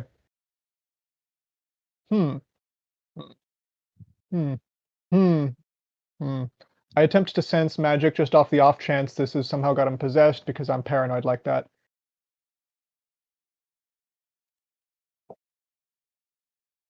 Well, 87. You do not detect any magic. Out of 61. Okay. Or no, it's willpower based. So that's 6. But still, still 2 degrees of failure. Well, he should be fine. Let's get him set up somewhere in case Rodland Yes. tends to lift him onto the. Well, that I'll means assist Andre you. has no manservant for the day. Oh, don't scare me like that. Final sight is the vodka the boss? Is that the alcohol boss? We don't want to talk about the fact the vodka may or may not be sentient at this point with how badly I did trying to brew it. Okay. You know what? And when we're fucking mages in Warhammer Fantasies, that is entirely legitimately possible. Yes. Brewed ourselves some sentient alcohol by complete mistake. He's going to just lift the... Alright. Well... Hasn't hit me. I can say with certainty that my headache seems to have gone away. That's good. Yes, I'm actually almost rather frightened at how quickly it went away. But I suppose that's just good craftsmanship for you. So you relocate Sage onto a table or a bench or something just off of the floor. There's a moment of his body being complete dead weight until he grabs a hand on either side of your tunic to pull himself up and around you, muttering something to the extent of, there's so many paws. There's just scratching. And as you lump them onto, what is it, a table, a bench? Just like a bit somewhere that he won't like. Probably Yeah. I think the study had a couch. Yeah, a couch, and you're gonna put a bucket in front of him in case he needs to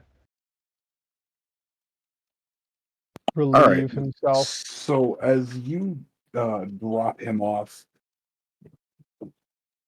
onto a fainting couch, there would be a moment of, or a prolonged moment of silence before his eyes, which are look like they're clouding over a little bit, bolt straight open and look across the gathered group. Things swirl and churn within the aether. There are forces conspiring, forces that move things. Stars fall in the east, and comets rain upon the spine of the earth. Travelers come and travelers go. And yet, hereby there is a disturbance in the weave. Things scratch at the gate across from the other side. You must not let them through. One has already made its way through. A-OwO. Lusha looks. And he just faints. He's still breathing, but he is unconscious. That's not ominous at all. Lusha looks I at the don't like vodka. Is my vodka capable of awakening people to the sense of magic and prophecy? What the hell? Rodalin, you just feel a little bit queasy. concerned now that that's just happened. And his given name is Sage? Yes. What was that, Moon? I said, Rodalin, you just feel a little queasy. Oh. You see Rodalin just kind of start grabbing his stomach. I imagine he still just has the glass nearby, and he just kind of starts picking up the glass and looking at it with some slight abject fear, and setting the glass to the side.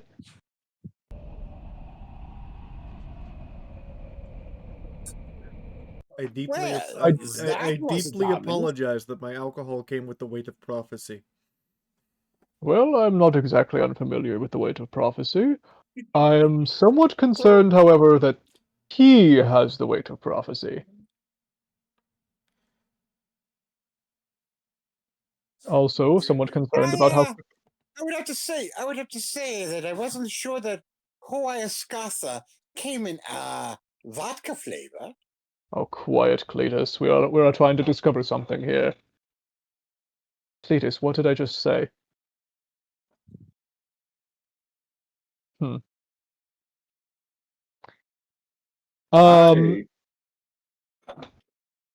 am at least a little alarmed that he was able to blather such things.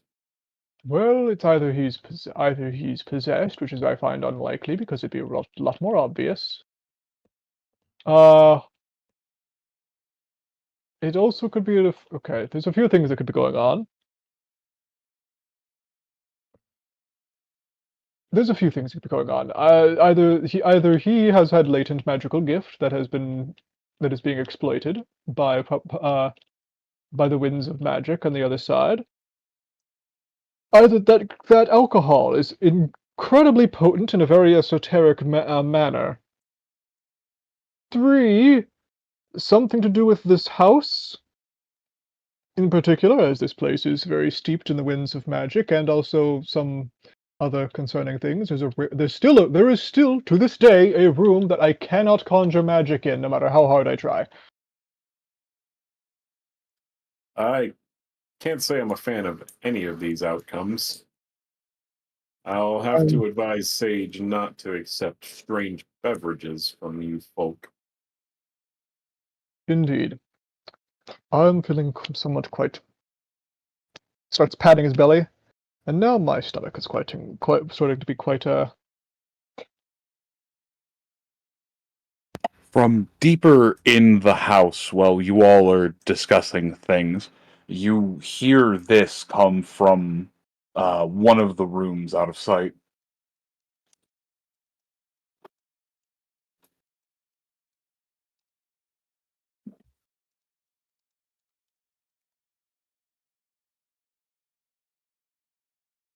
We hear what?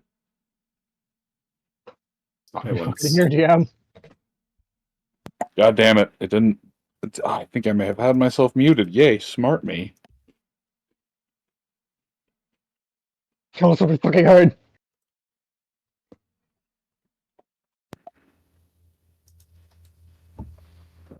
Can't leave us in suspense like this.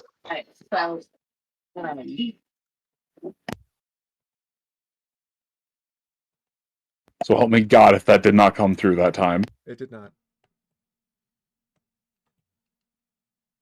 Fuck, I'm just going to have to find the thing and set the thing, but you hear the sound of something large, something glass, or something porcelain shattering in a far off room. The hell was that? Well, Morty! Rodalin goes back to the kitchen and picks up his staff. I draw my sword. Oscar sighs and unships the Dragon Belcher and begins the process of loading around. Wait, you said unships the Dragon Belcher, so what was he shipping it with? Why is there shipping of a gun in our house? Unshipping in the sense of taking it off of a sling. Okay, never mind. I was about to say, he's an engineer. They're into all kinds of crazy things. No, I was gonna say it was shipped with my pistol. True.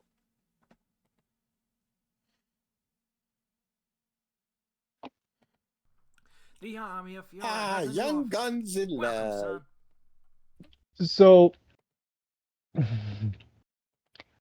uh,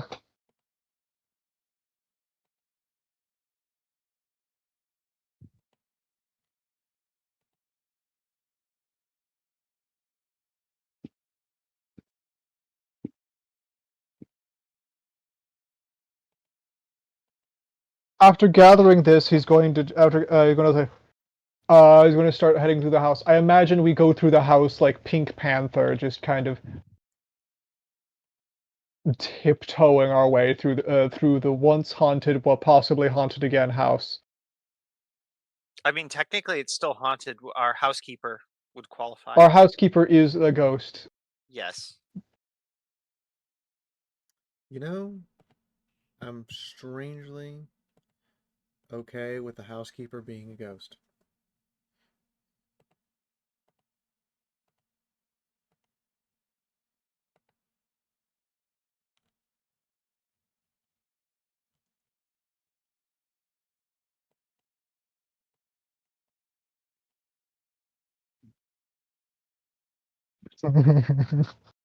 Shit, I need a butler token.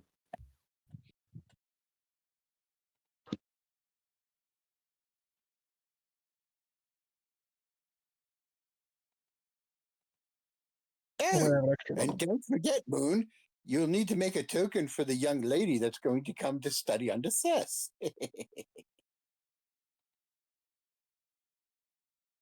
What young lady? I guess our good old friend Cletus is the one spitting prophecy now. Yeah, like I didn't know No, anybody no, was no, coming no. to study under me.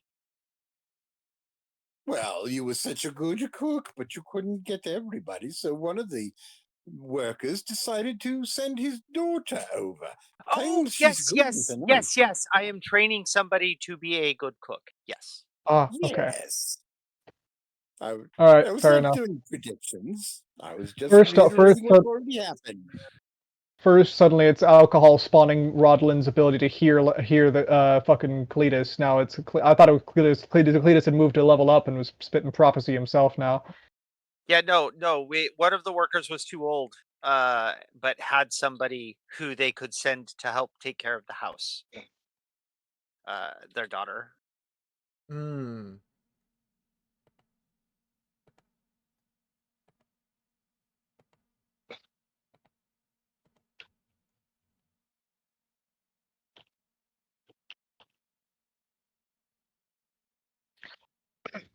Sorry, I had it and I just lost it.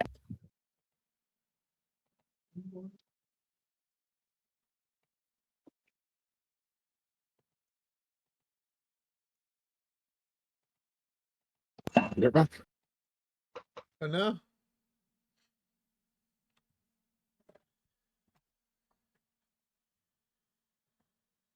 But why, Moon?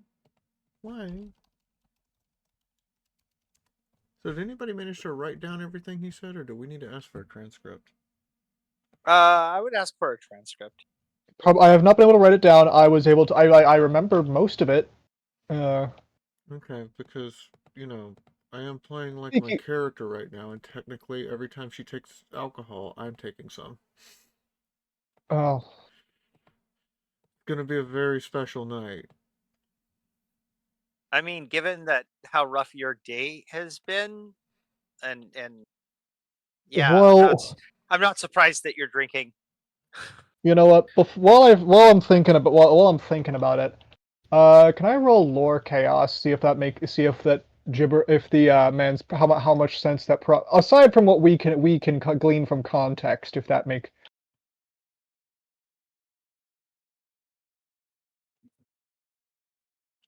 You probably What's could, but he had something happened and he had to go for a second, so I couldn't provide an answer. Oh, okay. Oh, I Oh see. my goodness. It's almost been like 2 hours. Almost. Ah!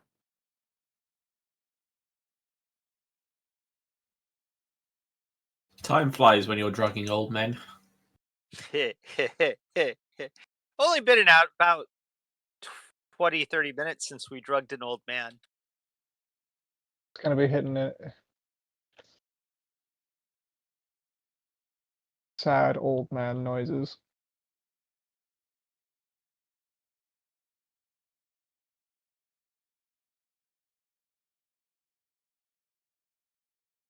Although, based on Lusha's brewing, if any part of Oscar's alchemical experiments require pure ethanol, he knows who to ask now. Right? I need some grease cleaner. Where can I get this good old grease cleaner? Some turpentine. Some proper antiseptic. Darn, I didn't even get to do my stuff. I mean, the nights. And now Sage is unconscious. I mean, that's true. You still have a few days. Like, we're kind of summarizing a few days at a time here, so. Yeah.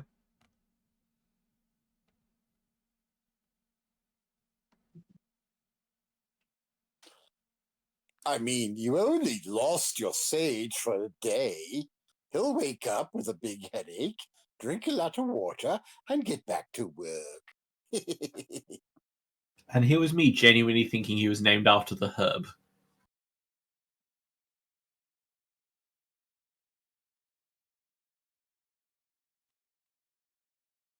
I must certainly hope he is not touched by the winds of chaos. Mm-hmm. Oh. If so, we may need to take a trip up to Middenheim to visit the university there. I mean, it would give us a good excuse to travel up there. Yes. Yes, it would. It would give us a good excuse Yeah, for travel, sure. period. Let's go up to the Kingdom of the Wolf Emperors. That can't possibly go wrong for us. It would What's the legal status of magic and the Wolf Emperors again? And then to explore absolutely ancient fucking temples to find out exactly how old this fucking prophecy is. Let's go to Lustria. It would also No. give me a very acceptable chance to do something really silly because I picked up a new skill.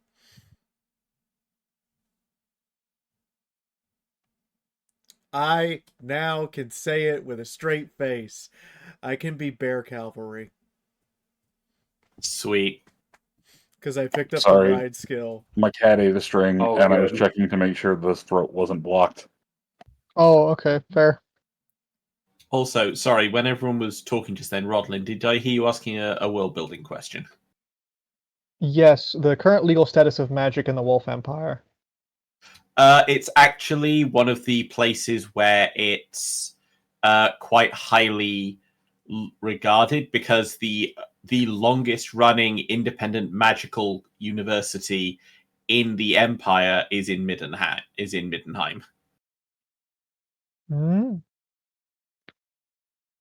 It was Excellent. the only education like curriculum based magical education institution prior to Teclis founding the colleges in about 300 years time.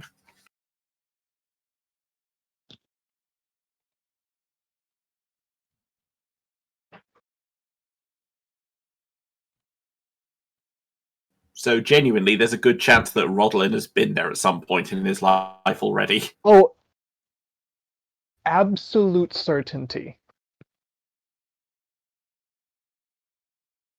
He has been so many places. In particular, around places with notions of magic. Yeah, because the Artilian Empire, based in Talabek land, does also use mages a lot, but they're far more priestly and druidic about it. They're focused on the worship of Tal and all that, so they're far more spiritual in their magical practice, whereas in Middenheim it is academic. But indeed. Oh, again, before I forget about it though, what I was asking our good DM now that he's back. While we're creeping through the house, Pink Panther style, to see what made the shattering sound, may I attempt to roll lore chaos to see how much more I can get beyond general context clues and what that prophecy meant? If you have it, absolutely. Thank you. I do have it. I do have lore chaos. And that is, I'm using one of my rerolls. I'm not getting a 93 on this.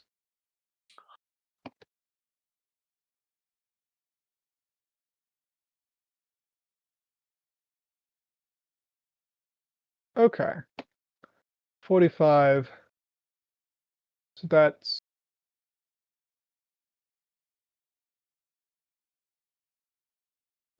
chaos over here with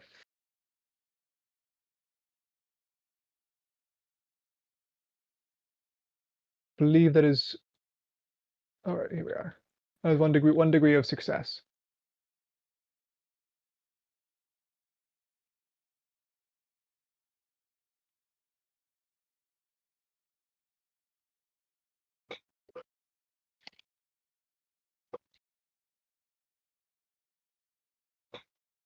Is it a sense or a knowledge?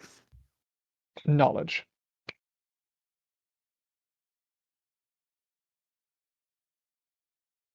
Well, the wind has randomly followed, or the wind has randomly blown indoors, and something has shattered ominously. There's this cold chill in the air.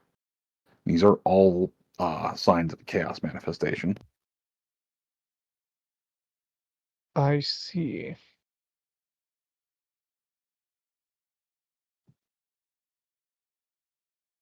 Is it cold enough that my breath is visible?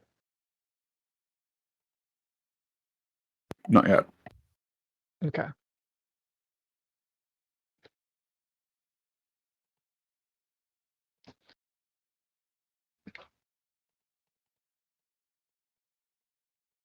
He's going to he's going to still inform the part. Good He's going to lord. inform the I mean, yes, he's an old man. yeah. And he had booze too. Booze that's still. I don't know, illegally booze, I suppose, possibly ethanol. And it's still working its way into his system, so that's going to be fun if this is chaos manifestation. He's going to say, "Well, my friends, if this could be a lot of anything or a lot of nothing, but that chill in the air, the wind blowing in a direction it is not normally, could be a strange weather.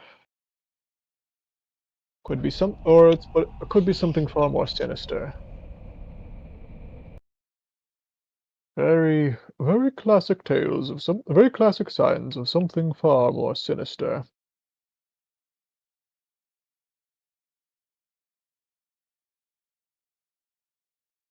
Does my knowledge, This did was my knowledge summoned success by get me anything on Lucia's like the vodka. prophecy with all the scratching and such? Oh, sorry, didn't realize you were going to say something, Oscar. No, I just said, and this was summoned by Lucia's vodka. Quite frankly, we won't know that until we analyze it. Possibly ever. Either it was summoned by the vodka, or him being unconscious at a very convenient time, a very coincidental timing. I mean, Rodalin, you certainly don't feel any more prophetic. Indeed. It is yet to hit me with a wave of prophecy, and I've a particular fascination with such kinds of magic. Or perhaps that's simply why I haven't. But I don't think it was. Currently, we're hoping it's more coincidental than causal. I don't believe in coincidence. It's always somebody doing something. I would tend to agree. So I'm going to level my staff level my staff almost like a rifle, and he's going to slowly move through the house.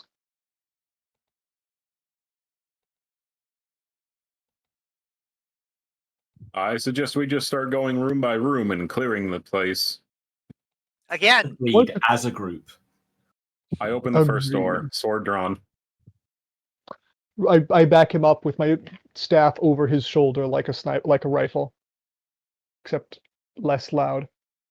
Let us make ourselves like those in the scrolls of old.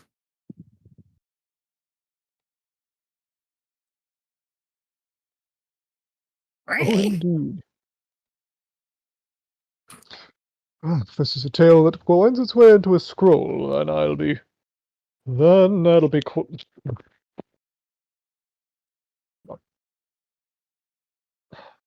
then I'll be truly fascinated. I'll say that's the word. Fascinated. I'll go with that. What do we see in the first room? Just leaning around, sword drawn, shield out, gun leveled, wizard staff over my ally's shoulder. Yeah, so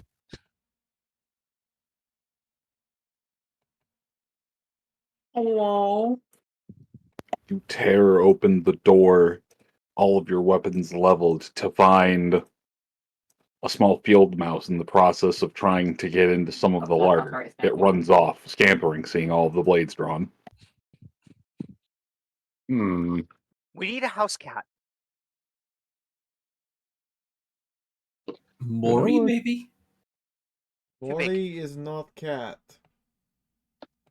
Mori's also a little too big, and I feel like if we let him into the larder, there could be problems. More wouldn't fit.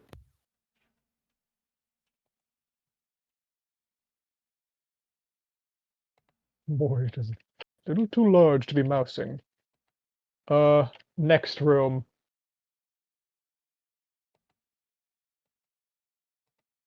Goes over, gently leans against it.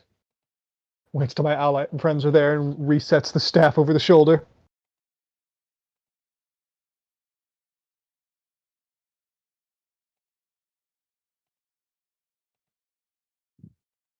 By the way, I want you all to know that I have a staff with me, IRL, that I have as a prop.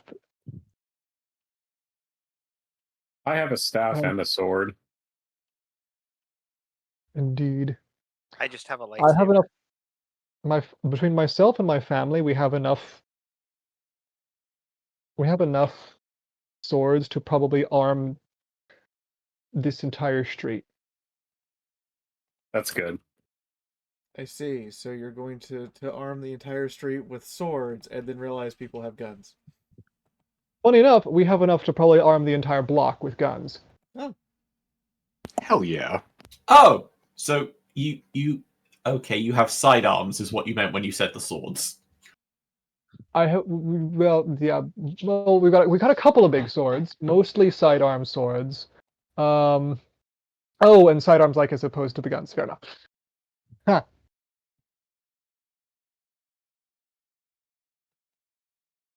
It's faster to draw a sword than to reload your primary. Also, as you crack open the second door, you do not see anything, but you simply hear disembodied evil laughter. Well, I say evil, but ominous is probably a little bit Better. more on the nose. I You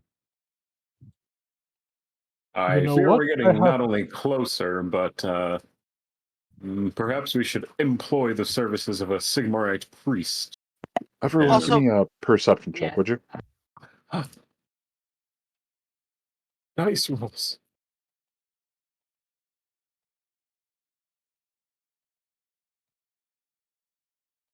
Haha. 1 degree of success. 30, 34, 34, 36. What was my Oh, die is roll? everyone rolling perception? 33. Fail. Yes. Pretty bad fail. Not a critical fail, but a fail.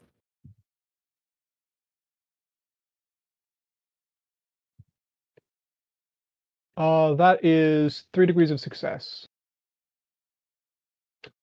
or at least for my normal level of 61 and 30 out of 61 for my normal. That is 19, so 3 degrees of success.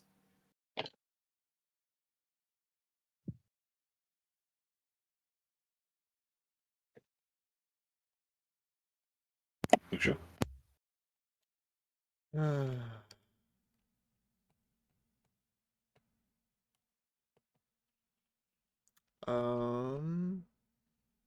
Well, not a full degree, but a success.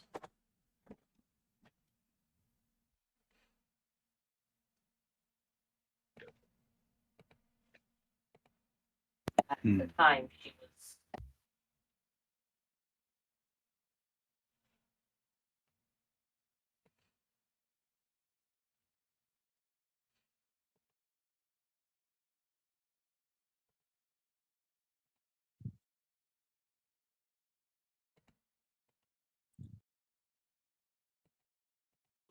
Lusha and Fess, you both hear faint scratching while inside the room.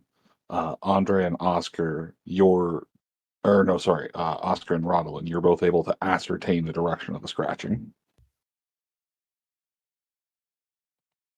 Right.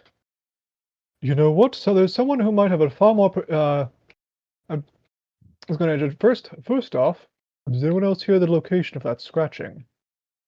Yes, Oscar's got his gun trained on the exact wall. Rodlin will slowly turn his staff around over pointing toward it. It's a Then he's corner in the going ceiling to facing towards the inside of the house. Well, You know what? We might want to employ the services of someone who is far more perceptive than us on these matters. And he's going to go over and see if he can pull the tug the bell to summon our dear butler.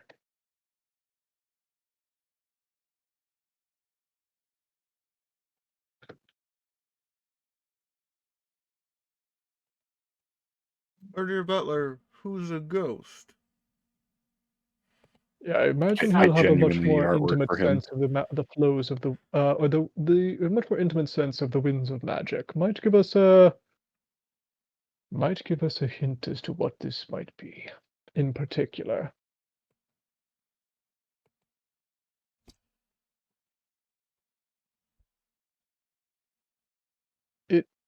Does he manifest? He does. If not, he does? He does, with a deep and formal bow. My dear friend, do you happen to notice anything wrong with the winds of magic as they flow through this place? Definitely would not have been my We're favorite. under heavy suspicion of a rather unpleasant occurrence.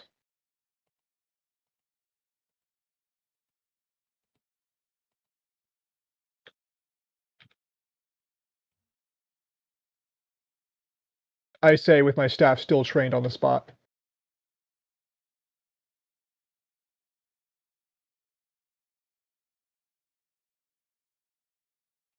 Hang on.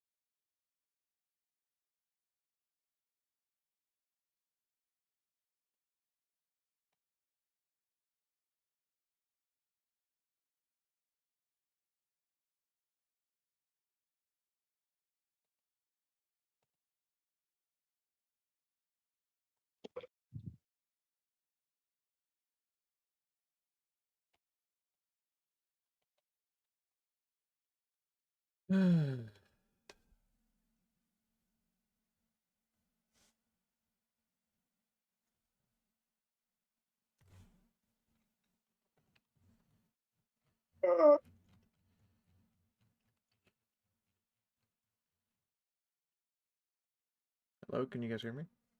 Sorry, I was Hello? just turning in Hello? value. Yes, I believe our DM is rolling a great few dice back there. Just a few. Just a couple, just And which skill, what were you asking again? I'm sorry. I was trying to find an int score. I didn't have one, so I needed to ascertain one. I was asking if he could detect anything wrong or amiss with the house or how it feels, in particular with the winds of magic, as we suspect something is quite awry.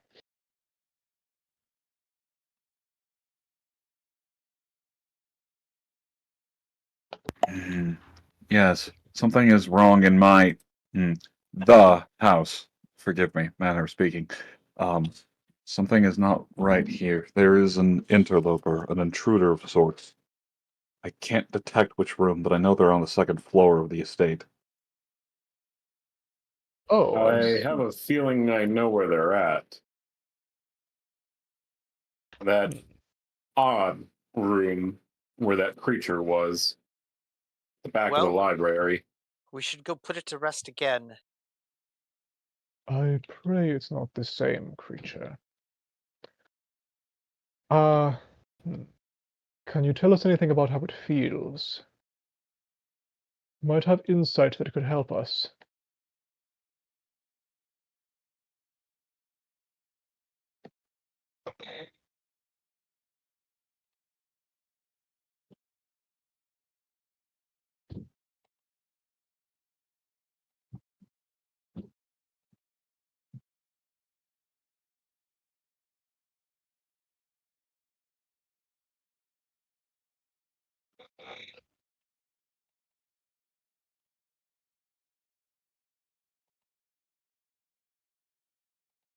Well, Sorry, I was responding to something.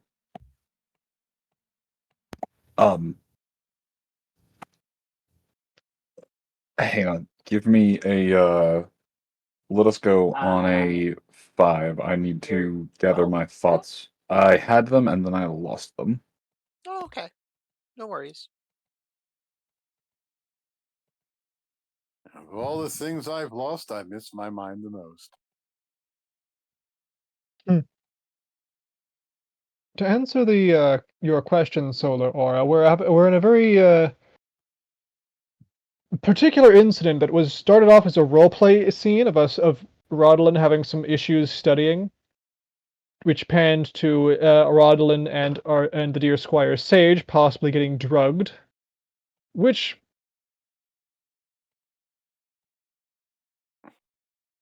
oh my god, that would be really funny. Final sight. But yeah, with possibly drugged by some very terribly, terribly brewed alcohol. That just straight up knocked him out, only to have him only to have Sage start spouting esoteric riddles, which had us going. Well, I knew the alcohol was bad, but I'm not. But that's a whole new one for me. Followed immediately by the presence of cold ethereal wind and physical disturbance on elsewhere in the house. We're currently looking through it, and we're quite beginning to be confident there is a chaos manifestation of some kind. We don't know if it has anything to do with the alcohol. We're hoping not, because that would be quite a very unfortunate batch of alcohol that conjures manifestations of chaos. Spirits that summon spirits. Oh, the bitter irony. I was going to say, reason the Oh, no. Jedi do for not liking prophecies they do.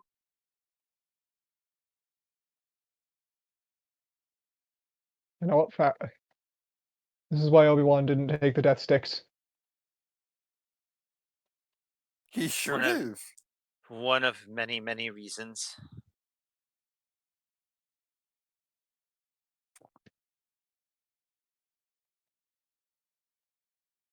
Somebody makes these really hilarious bits with the action figures and voiceovers.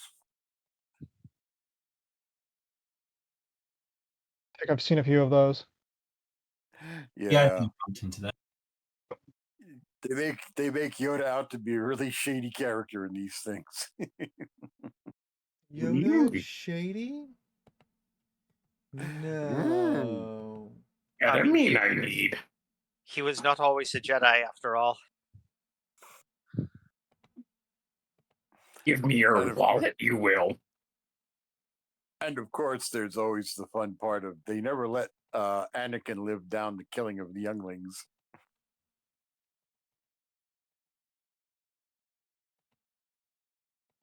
He swears it was I only don't the see one the problem with it. It was self-defense. Yeah. But he swears it was only one time. He was framed. Yeah. Exactly. Mm-hmm. A likely story.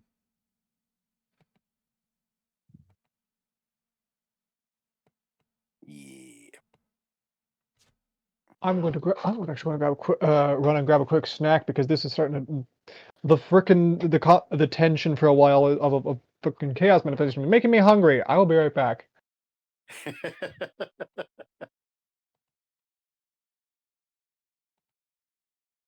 was going to say, it'd be appropriate if you went and got some devil's food cake.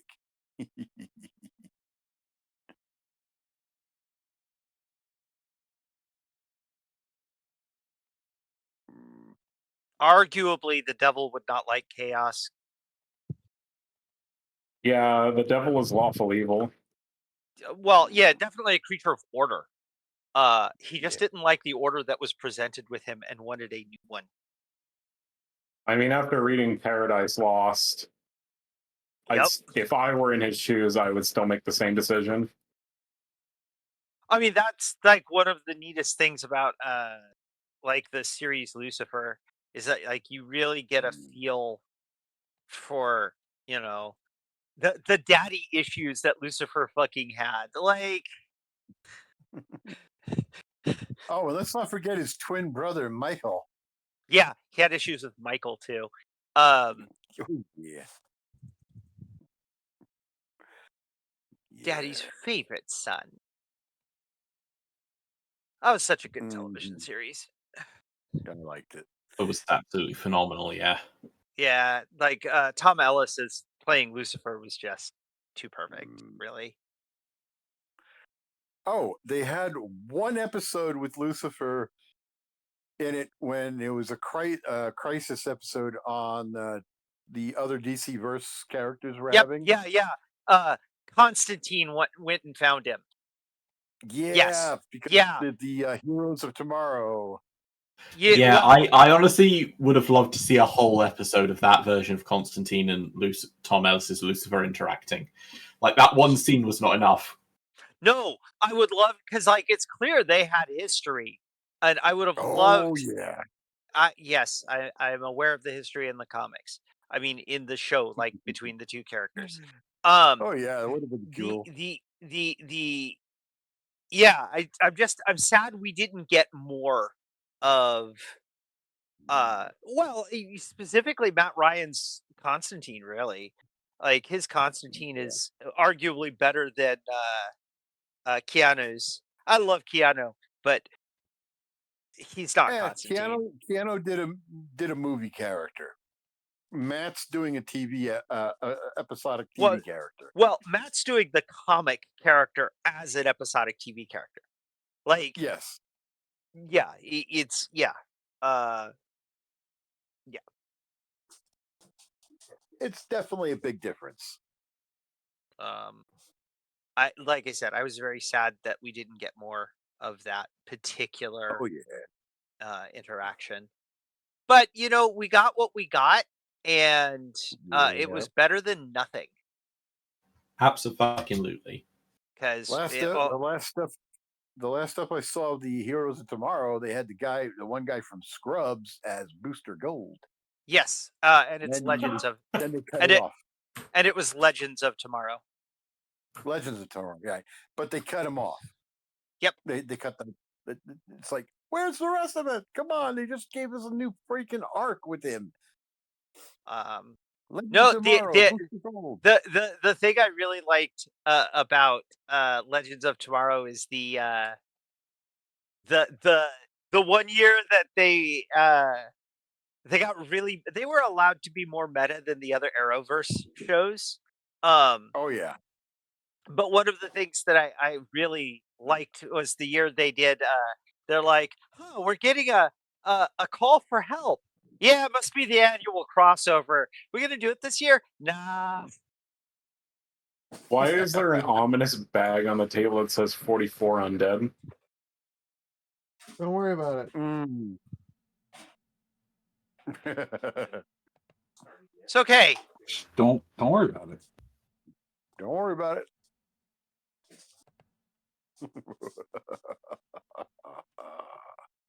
No, I'm definitely going to worry about it. What? I don't even know what the hell the foot bag is about.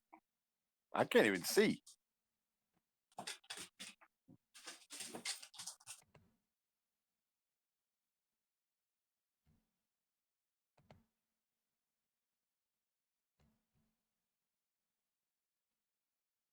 All right, so I apologize. What was the question asked of me before I stepped away? Were there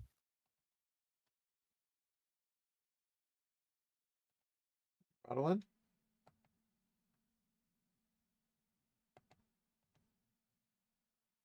All right, I return.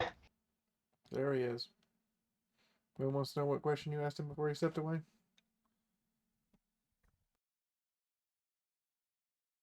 Yes, I remember. The question was, I was asking our dear ghost butler, and can you tell us anything about it? Can you sense anything? You might have the ability to give us more. You might have the ability to give us invaluable insight into our quarry. It is not supposed to be here. It does not belong in this house. And yet only one of them is and yet only one of them is not from the other side. I am unsure how it slipped my discretion, but I believe there may have been some form of break-in or intruder while all of you were away or asleep. I apologize. I do not know how they avoided my detection, but you can see the butler's eyes going wild, darting back and forth as if they're finally aware of something that had been right in front of their face all along. They bow deeply before you. I have failed as an usher of this estate, and I am deeply sorry, my lord.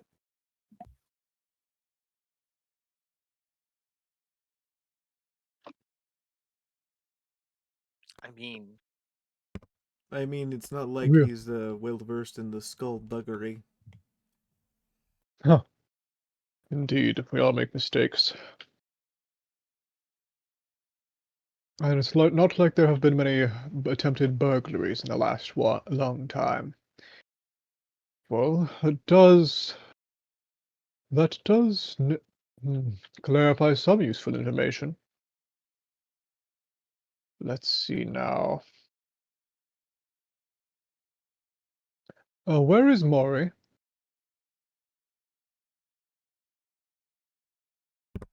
Let's find out. Morty! Morty, come here. Do I need to make an animal handling test, or has he come? You do need to make an animal handling test. There's a lot of freaky shit going on right now. Oh, great.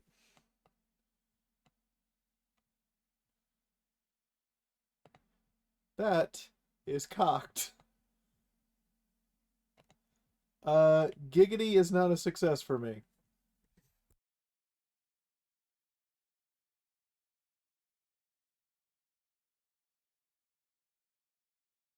Strangely, Maury does not respond to your hails.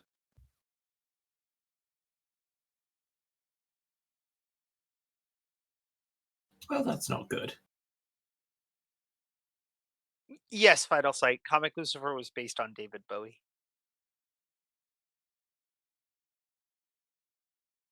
A lot of things were, if I recall correctly. Yes, a surprisingly large number of things were based on David Bowie.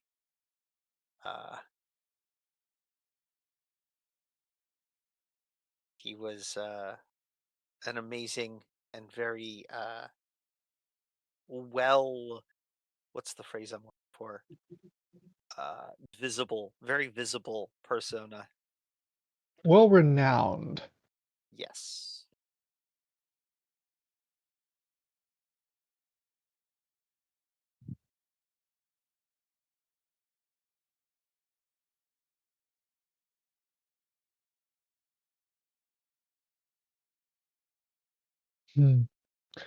Well, since Maury does not appear to be arriving, I say we search. Well, we know it's supposed to be on the second floor. Indeed. So we should probably head to the second floor. Which also is likely where Maury is. Where Maury is.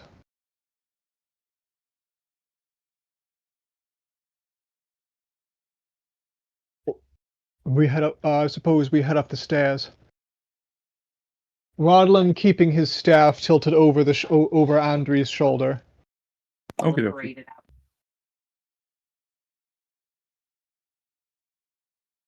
Well, supernatural or not, let us show them what we do to thieves in this part of town.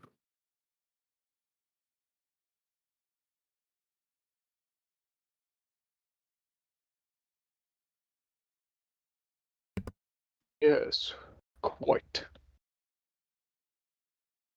As we head up the stairs, I wish to attempt magical sense.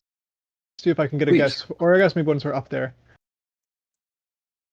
If anyone would like the perception as well, that is also welcome. And now would be a good time to do that. Perception! I'll do Yay! magical sense first. That is almost exactly even on perception. 3. Your magic sense is better than my perception roll.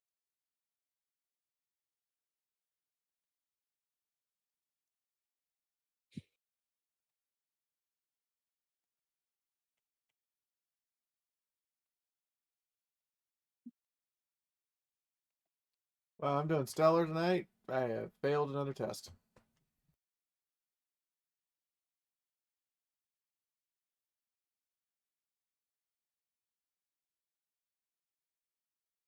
Hey, not every night can be a winner. Mm-hmm. That is a 90, which is exactly what I was aiming to roll under, so I don't quite know what to make of that. Same problem I'm having tonight. Isn't that a meet? Is it like a meet to beat? I mean, I guess it's a failure because it was the exact number I was trying to roll under, so therefore I did not roll under it. I forget if Warhammer Fantasy is yeah. So your skill is a 50, you roll a 50. It's meter beat. I mean, unless supernumerate, my talent can come into this, which gives me a +10 bonus to anything involving gambling, perception, involving mathematics, or navigation.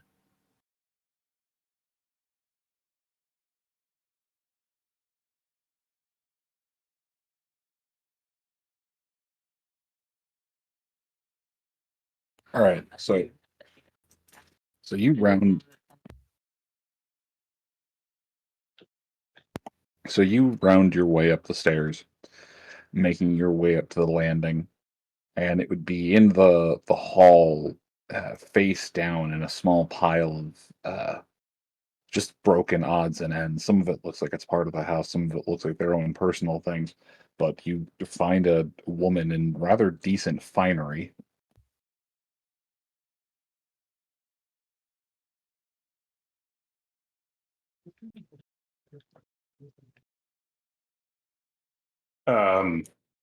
I don't believe she was here before. She was not. She appears to be breathing. She doesn't seem dead. I will use the flat of my blade and try to flip her over, face up.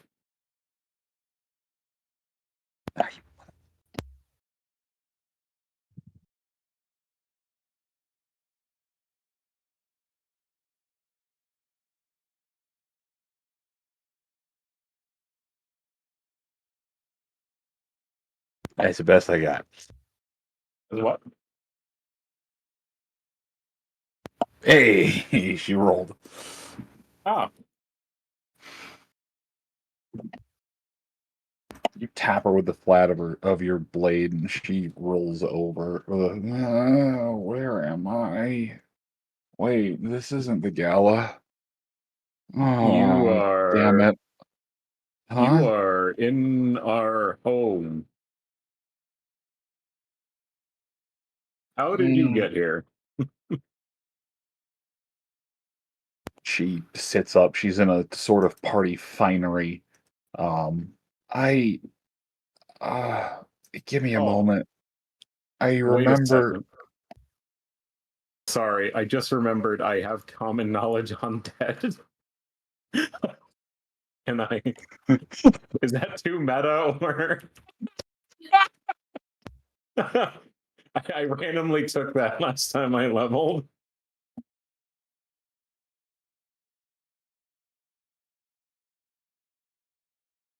That, and also, I may or may not have rolled a 3 on my magic sense. I don't know.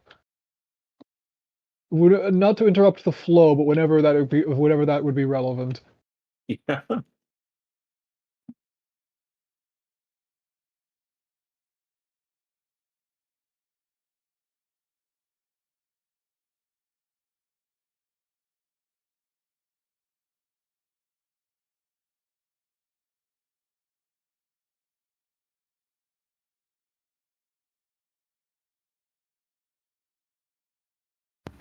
Okay.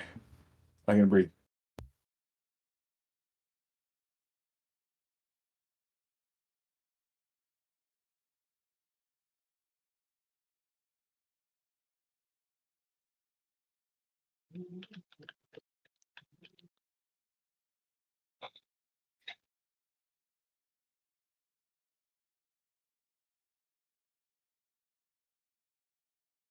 Roll it. Go ahead.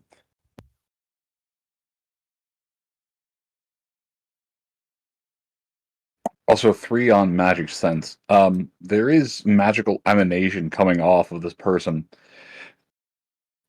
At first, it seems to mostly be coming off of them as if they had been under the effects of a spell, but you can also tell that there is a faint bit of magic inside of them. not in the same way that it's yourself or Lusha, but more closer to what you feel in Mori, I suppose.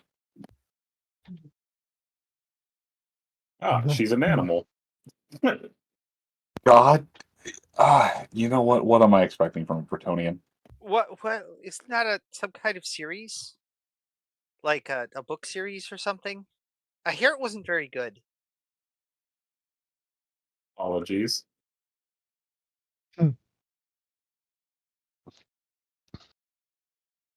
Rodalin lowers his staff, but does not lower his guard. And, my lady. Well, as you have found your way into our home, we might ask for an introduction.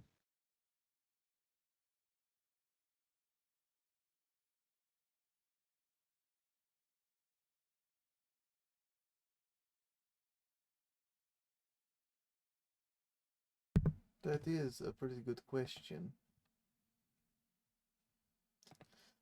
Who are you?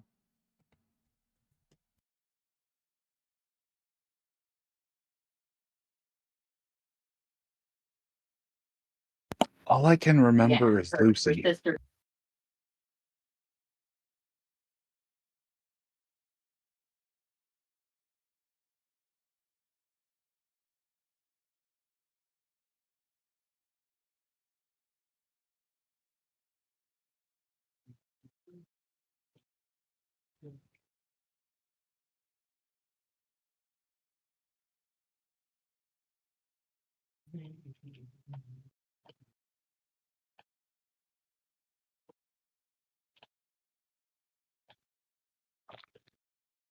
Lucy, Solon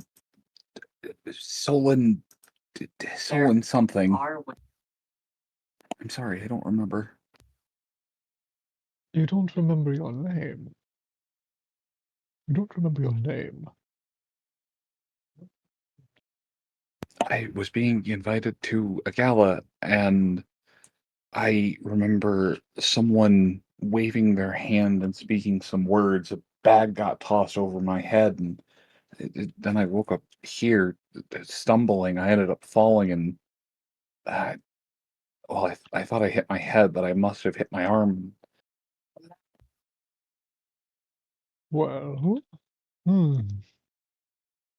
that explains some things, but not much. Would you mind telling? Why don't we see if we can jog your memory, and also see if you have any damage to your faculties? Scratch. What is the current year that you recall? And the current day, week, month, and day?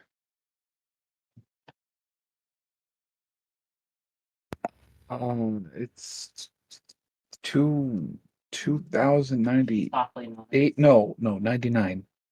99.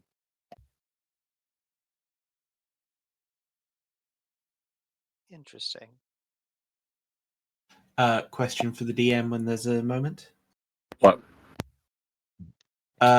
Based on her mention of a gala, the cut of the clothes she's wearing, her accent, and the partial surname, can I use my knowledge of both the nobility of the Empire and the Empire in general to get a good feel from where in the Empire she's from and possibly work out the full surname if I roll very well? Please do. Also, what was the check from Andre? Oh, for undead? Yes. Let me see. I will roll it real quick. I'm going to use a fate point on that because that's an 84. Where did Aphid be gone? I need my dice. Let's see here. 36 versus 19. my common knowledge is intelligence. 1 degree.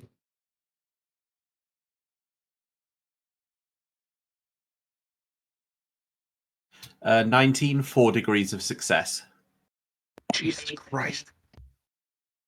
Somebody's Fucking dice rocket scientist. somebody's dice are on fire tonight. To be fair, I had to burn a fate point after rolling an 86. Fair, but even still,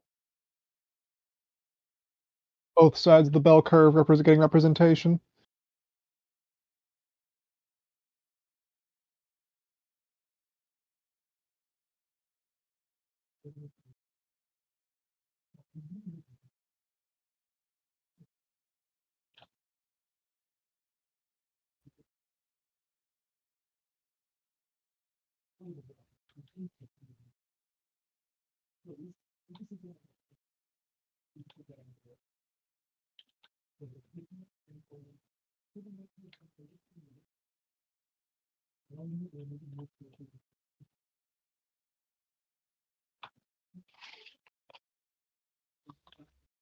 Okay, now let me just double check real quick and make sure that this name is not just some character real quick. Because this has happened before. But dear God, you got 4 degrees of success, so you have all of my notes.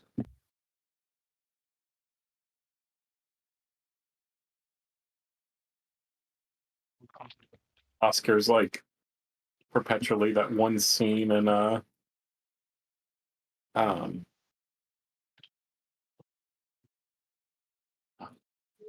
Robert Downey Jr. was in it, but He's having a Sherlock Holmes. Sherlock Holmes discombobulate.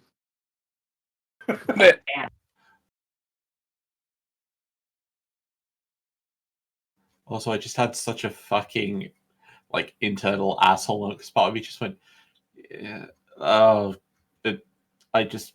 I like Sherlock Holmes a lot, but I like the original stories, and I didn't like those films much. And my brain had said, "Don't be a fucking snob." People are No. You are quite correct. They were okay, but not anywhere near as good as the original stories. They were very much a Hollywood treatment of a much better source material, like all such things are. the politest way I can put it is it was a very American version of Sherlock Holmes. Yes. Yeah.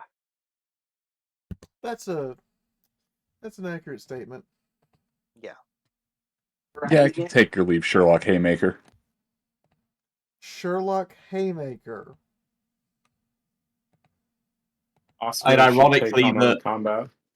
The really boxing was actually accurate to the originals, funnily enough. So Sherlock Haymaker is entirely accurate, which I love. Yeah, he was a pugilist, bare knuckle fighter in the original. Yes, yes, he was.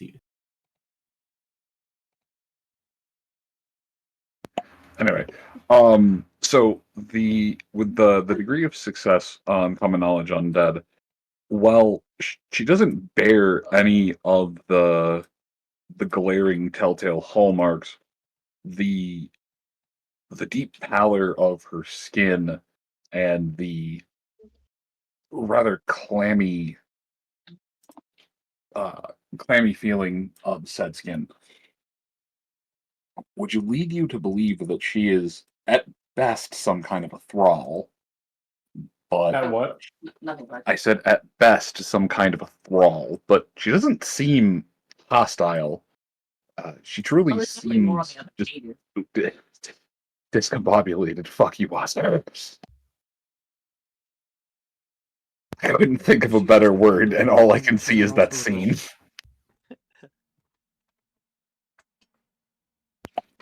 But what'd you say? That's unsettling. But Oscar, you hear the name, and you are well. You have only heard the actual name of her actual former name once or twice before. It's funny you rolled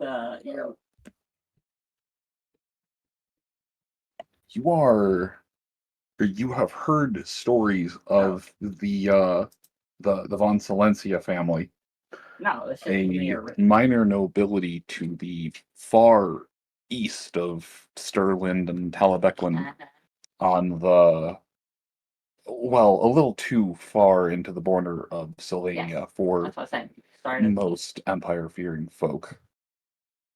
but they're fairly notable for their early adaptations of cannons in repelling other clans of vampires and all manner of things.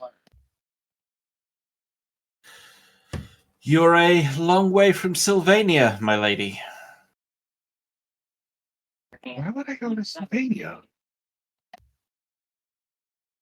Your accent, the cut of your dress, your family name, your colouring. Trust me, when your family is trying to rise in the ranks, you are forced to read all kinds of tedious documentation growing up. All right, let's... Island. Sorry, Lusha? Alright, I'm going to take a seat for the 10 heresies against Ursus and 23.5 against Sigmar we're about to commit.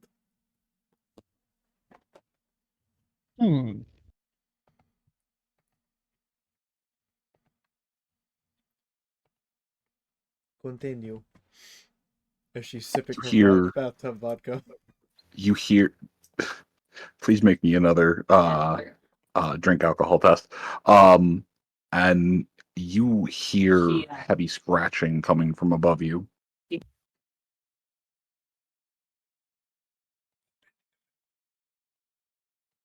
Rodalin's going to step back and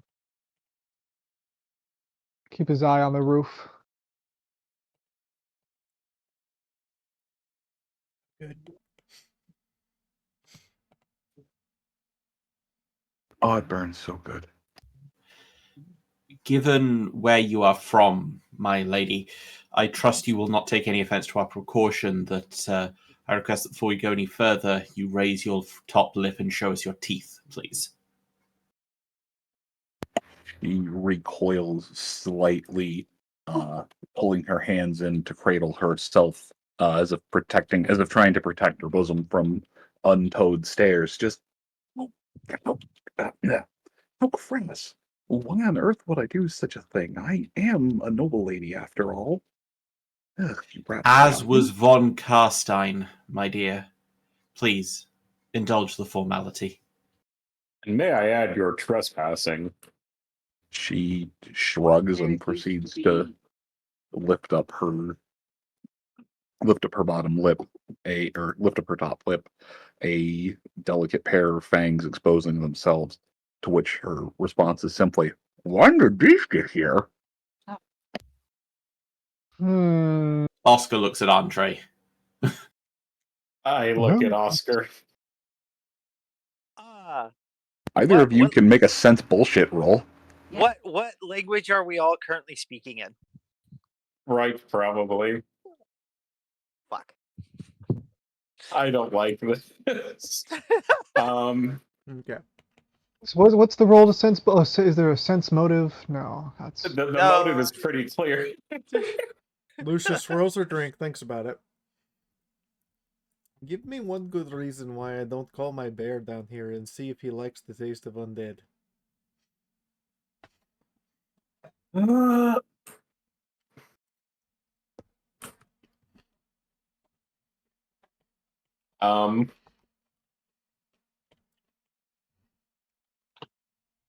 I'm debating if we just try to get her to abscond out of here. Or we try to tango with the vampire. I'm trying to figure out what it would be, but this does not... You could use something like charm, because charm is the ability. Charm is the ability to convince other people. You could also theoretically use it as a way of perceiving if someone is trying to convince you. Yeah, that's basically what I keep coming back to. There's nothing really else. Yeah, so anyone can make a charm test to see if she's lying. Oh, I know she's lying. I do not succeed. From Thess's perspective, it's a fucking vampire. Of course it's... How can you tell when a vampire is lying? When its lips move. Like... Failed. It's a creature of chaos. Yeah, that's a failure. But from Thess's point of view, it's a creature of chaos. It needs to be staked. That's a success. Can she hit us with a Dracula flow? With a what? A Dracula flow. Larry.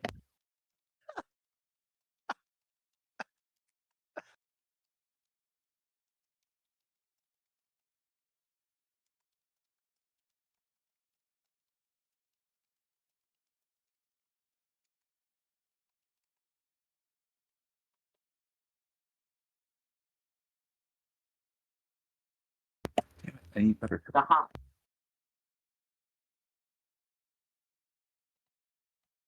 So I did succeed. It got me a 50 out of 56. Just 1 degree of success. Yeah, I think you might be the only one. So there is clearly something she is not telling you, but Rodalin, she's at the very least not feigning her confusion. She definitely has no idea how she got here.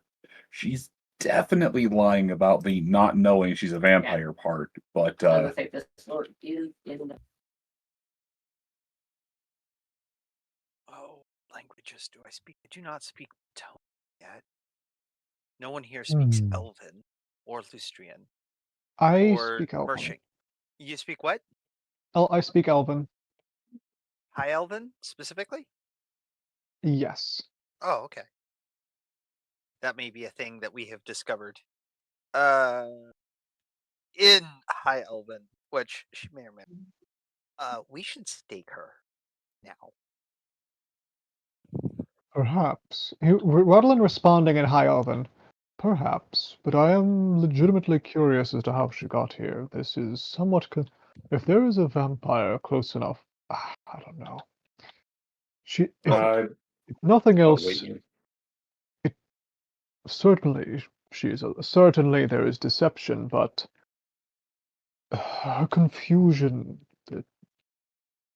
There is legitimate uncertainty here, I am confident, which does not leave me with a pleasant taste in my mouth.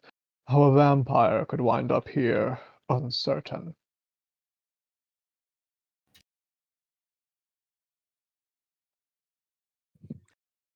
I am Hmm. generally speaking very forgiving is not the right term, but I am generally speaking very non-judgmental, but can't trust them.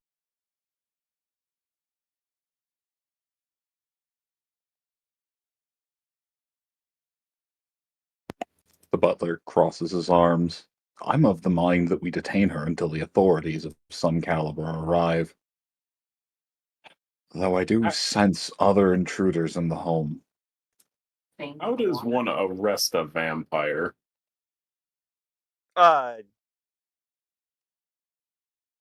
Shotguns.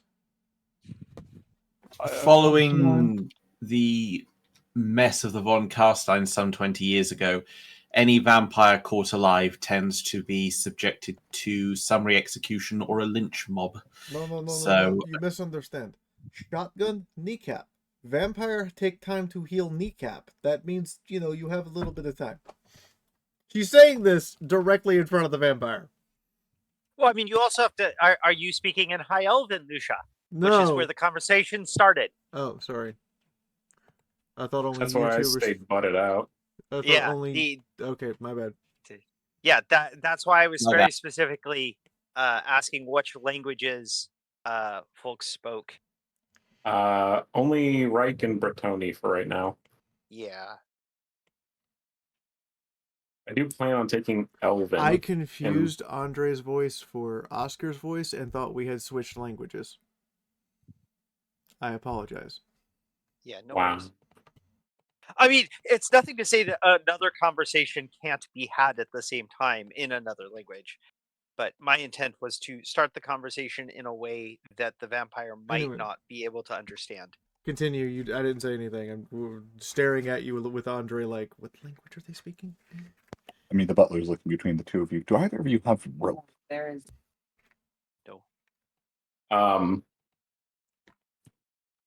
No, but that sounds like something Lusha would have. Who knows what those Kislevites get up to? You was... Yes, I have rope. Why do you assume I have rope? Yeah. No further questions, please. Well, because otherwise I would be forced to do this until you come to a decision. Oh wait, no, that And was. No, you didn't. You guys continue your conversation. Lucia goes to go get the rope. Oscar's mildly Hmm. confused I as think to maybe I why should he get wasn't there. garlic out of the kitchen. They did You so, you completely out. can't. Only good one is a dead one. I think while they're debating the ethics of that in Elven, I'm gonna go get garlic. Yeah. Yeah, that sounds appropriate. Perhaps you should stay. Are vampires known to have additional physical strength? I forget if this is one of those settings. Or if that's Oh, an exception. I don't Hmm? remember, actually. Oscar, this is something Yes. you would know. Yes? Okay. Yes. I hate to depart. So the but butler perhaps it just might be that grabs one of, her with poltergeist. Oh, I deafened myself, didn't I? Yeah. Hello. Hello. Okay, you can hear me No, now. you met someone who did mean. The butler, in the meantime, while you all are talking amongst yourselves, the butler proceeds to grab the intruder and poltergeistery, lift her off the ground slightly, and rotate her 180 degrees. So she's head first towards the ground, flailing slightly in a pseudo form of telekinesis. Just, I'm sorry, I did not mean any of this. I really don't know how I got in here. Look, I know I am a vampire. I didn't mean to pull the wool over your eyes. Please don't bash my head into the ground. I'll tell you everything that I know, but there are a lot of things I don't remember. Yeah, we don't. You know, there could be good spirits, but I don't believe in good vampires. Good butler. Do make her into a pancake, if you will. Hold off for just a moment. Good vampires or no good vampires, useful information remains useful information. We ought to at least hold off long enough to know.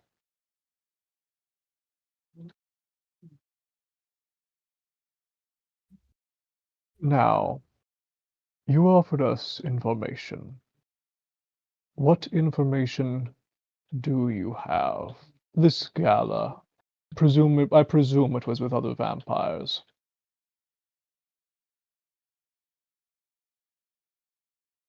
Or were you in a far less homogeneous environment? It was a gathering of the different clans, or at least it was supposed to be. Oh, that floor is really close to my head.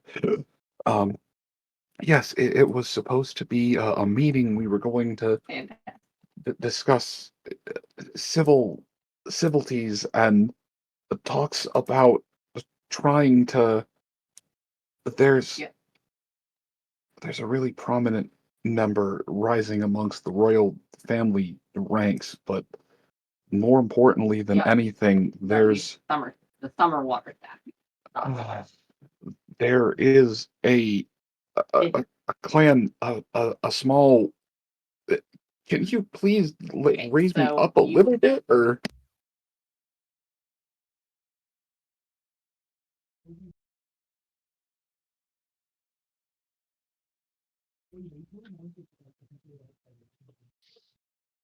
Too high, too high, too high. Where are you? Speak, leech.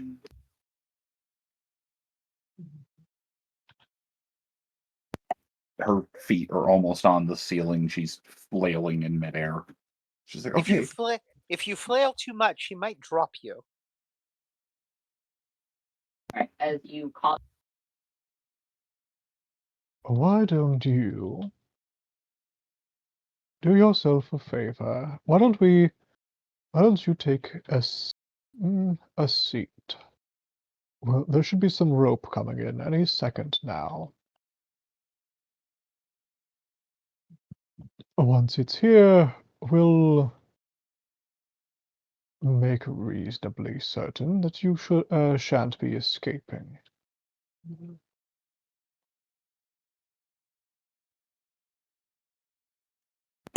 Okay, the clans were gathered. I won't. And she goes fairly rigid, holding her dress up in places so things don't fall, but is otherwise holding the pose of her token at the moment. We had been gathering to discuss the formal excommunication of one of the clans. I don't remember their name anymore. Um, there are things that are still foggy, but I do remember I had gotten bashed in the back of the head, and that's part of the reason why things are faint. There was some magic involved too, but I'm no mage. I don't know what they did to me. But there's one of the lower clans, Clan Nozo something. They've been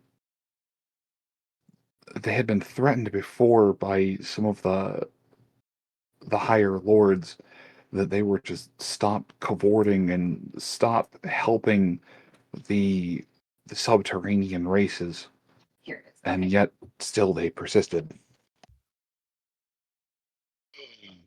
Mention of subterranean races, Rodalin puts two fingers on just above the bridge of his nose where his eyebrows meet.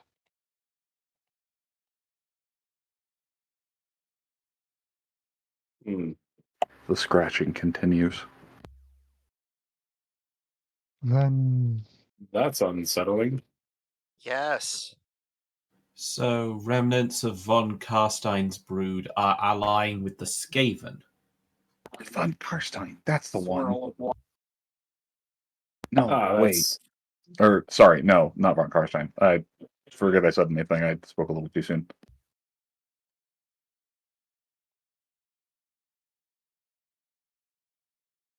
I say the von Karsteins are most definitely not a minor vampire faction. Like I said, I spoke a little too soon. It's all good. But no, it's that's what it is. Von Nosfa. That's You activate strength of the Von Nosfa. Well, do any of us know anything about that name, or would we? Well, what would we have to roll to attempt to know? would that be something I could possibly know? I'll give this to I'll give this to you with the pass. They're See if I recognize it as a noble name of the Empire. That is a 4. Oh shit. okay, never mind. It's Oscar story time. Sorry, Andre. Yeah, Sorry, I failed anyways. You're good.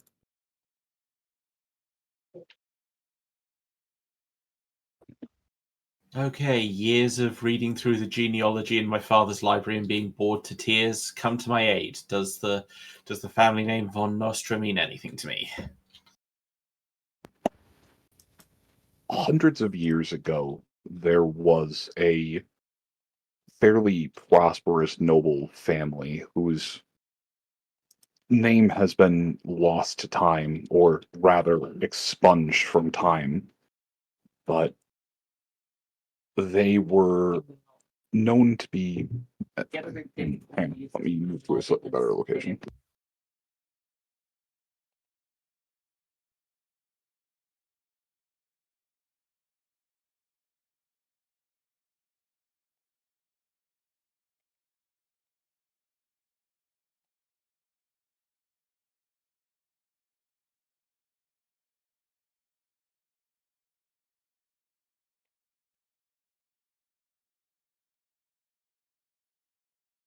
Hmm.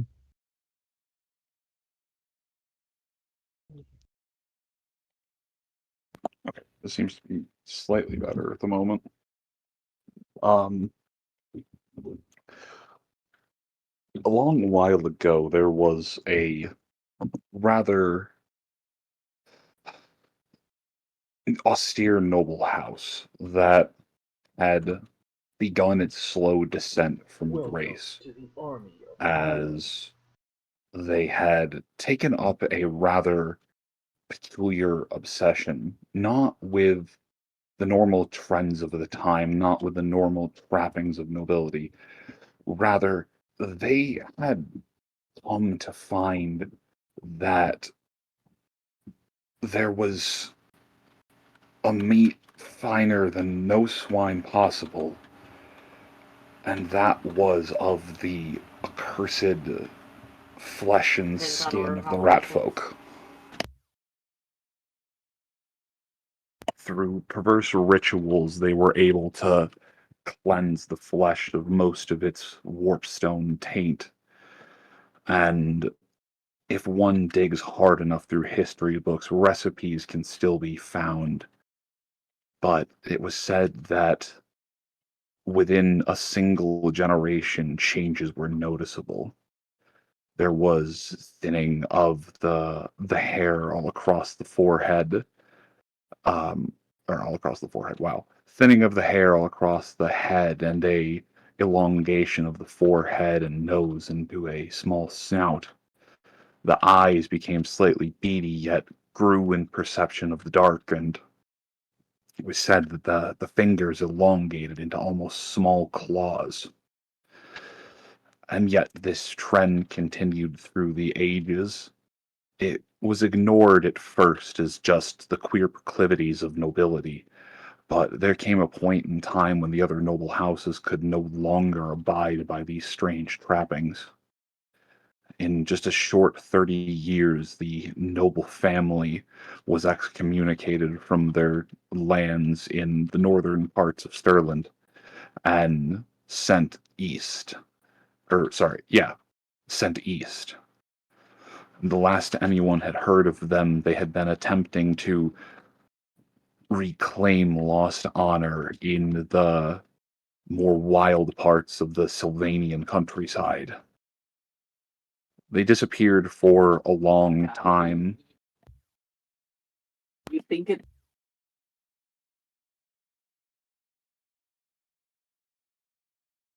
Until in the 1700s, one of the more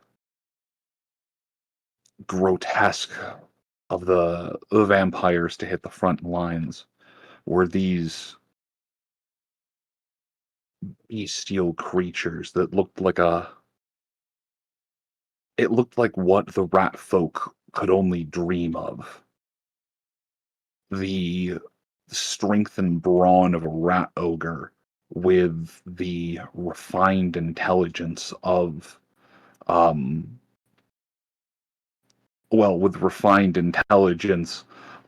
homeless drifter whose brain was addled by Lusha's vodka.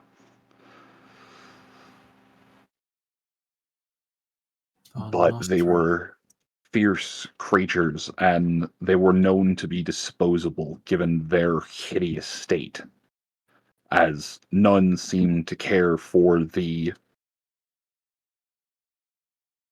even amongst the vampires, this form of grotesquerie was despised, and they were seen as nothing more than lapdogs. They got hit with an ugly stick. It's like vampire racism. Vampires can be racist. I They mean, usually are. Yes. These are ghouls. These are straight up ghouls that are being described, but that's Albion out of universe, not what Oscar knows. So, you want us to Water They combat maneuver. they had but one prominent vampire member. They had but one prominent family member who rose to some level of height, and that was Count Nosferatu.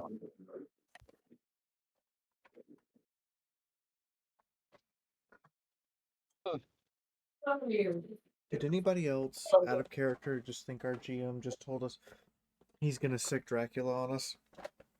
Yes. And that this is secretly a Castlevania game?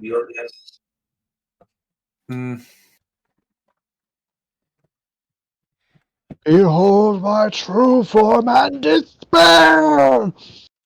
I mean, out of character, I'm trying to work out if this is going to be a Necrarch or a Strigoi, because it could go either way right now. Yeah. Oh, Out of character, final, I'm trying. final, Go ahead. final sight. That is bad. That is bad and probably accurate. What'd he say? Nosferatu. I mean, yes, but also fuck you. I'm trying to work out if Oscar or Andre is going to be the Belmont. Andre is shockingly more competent. Tess is going to be the Belmont. Fuck, you're right. God damn it, she's right. If that's gonna be the Belmont, then who's gonna be Sypha? Stake it. The only good vampire is a fucking dead vampire. Stake it. I'm sitting right here. Oh, Rodalin, what did he how say dare in you? Super Castlevania? Like, you don't deserve to live, monster. Yeah. Some corny shit. Yeah. Tess just doesn't like. If it's remotely chaos tainted, stake it, kill it. It needs to die. I already recommended the butler flatten her into a nice red pancake. Remember, Thess, as soon as we meet the Nosferatu, without saying a word or anything, you gotta punch him. Yes. Oh, I was tempted. Oh, this is above game. I was tempted to just be like, "That's a vampire." Stake. I like without even giving a chance to question. I was ready too. So I was very tempted. Lusha is sitting down, petting the giant bear next to her, listening to the vampire. It's almost like she's an evil villain. There's a very clear look of I'm in danger on her face. So, the court of Sylvania are trying to exile the remnants of the family of the Count of Rats. That is useful to know, and I'm sure the proper authorities will be grateful for that information. And now, thanking you for your information. I will happily go to the proper authorities as long as you don't turn me over to him. And who exactly is him? What he said. She starts to speak. She gets out part of a phoneme, and then her eyes bulge slightly in her head, and from upside down she begins to just really, it looks like it's more just drooling out of her, but you hear coughing before she begins spitting up black blood. Put her right side up. I don't want her. Jesus. Put her right side. I'm going to immediately, before this gets into the grudge territory, I am just gonna take a silver coin and shove it in her windpipe. So you ram a silver coin down her throat. It slows it down a bit, but as you do that, you notice that there appear to be cuts that opened along her tongue. And as she stops speaking, as she stops trying to force the words out, the cuts mend themselves close within a matter of moments.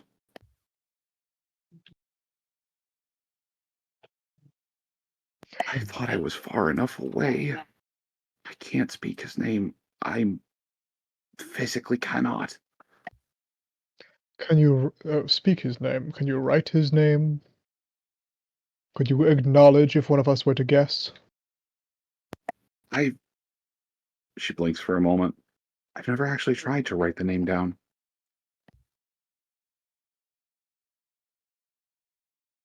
Oscar pulls a jotting pad out of his belt pouch and throws it down along with a pencil.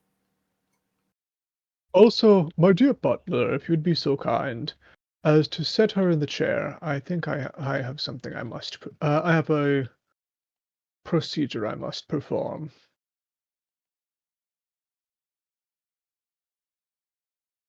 He squints slightly. Is that an order? Well, he's going to look to the others, see if any of them object. So what? Letting her down? At least restraining her in a position. No. Let me actually look at the details of the spell. I do suppose this is a good time for this conversation, but you do know chaos gets its lure upon your mind by speaking to you and giving it a place to speak back. Indeed. It is an insidious lure upon your mind, and I fear we let too many of these beings talk too long.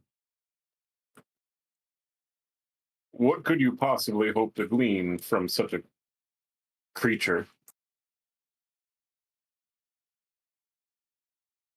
With respect, Andre, it has been 20 years, more than 20 years, since the Von Karstein Wars. We barely survived them then. If what this creature is saying, and the bastards of Sylvania are rallying somehow, we need to know. How do we even know it's telling the truth? That is something, well... I know you may not be privy to such things, but I do know interrogations rarely provide truthful information. Well, how about I start as the butler fucking yeets her into a chair? I rolled strength on poltergeistery and got a 6 compared to a 33.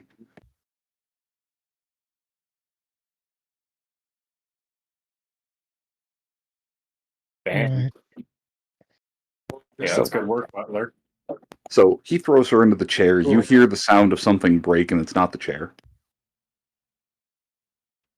Ah. Finally, someone who makes sense. Bloody And it's trespasser. the least living amongst us. Indeed. Sorry, I still don't know how I got here. Well, you got here deliberately. That is one fact we can't ignore. Something or someone either let you here deliberately, or a mishap of magic has deposited you here. The fact that there are other intruders leads me to, well, slightly believe the former. As this city is current, do you even know where you are? You know what? I'll perform my attempted spell, and then we'll see. I'm going to attempt to cast Dispel upon her and see if I can whatever malicious influence is currently both either preventing her from speaking and/or if it's that little tension of magic I felt earlier. I don't know if this is the same plus thing. 10 because you know she is affected by something. Excellent. So let me see. First, I need to cast the spell.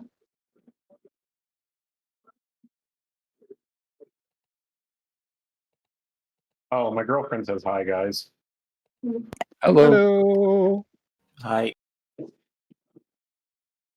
Going to use a fate point to reroll. Oh, what? Never mind. Oh, is it not done rolling?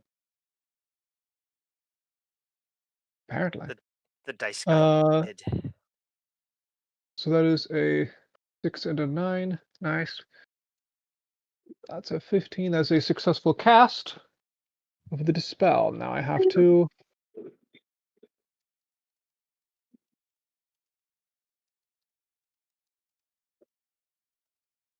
Okay.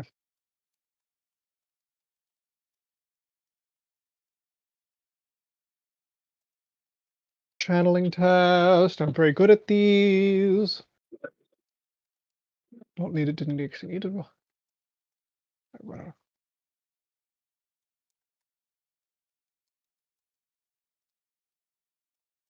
Wow. Okay.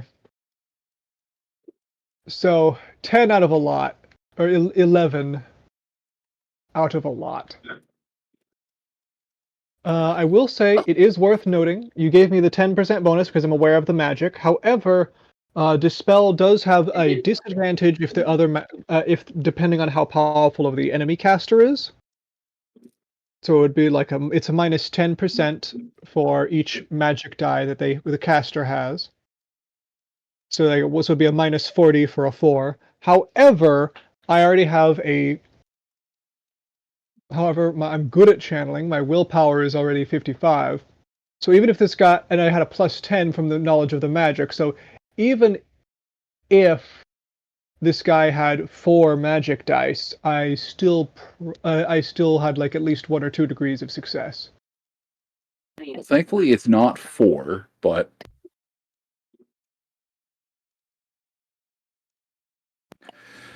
so you weave the dispelling magics, Find a and place that is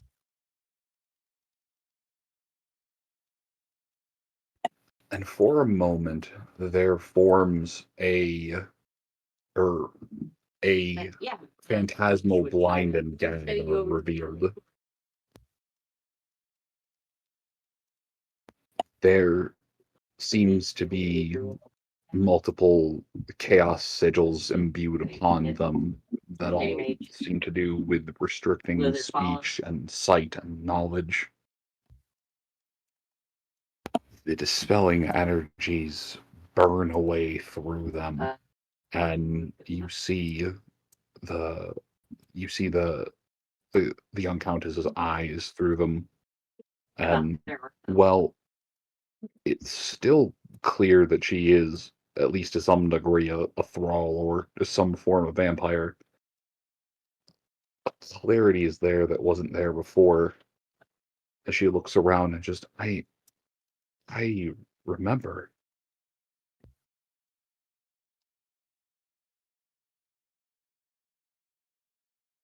Oh no, I remember.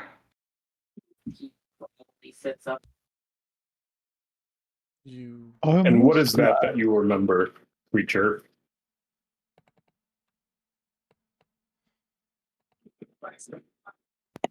I do not mean to offend Mr. Very Shiny Knight.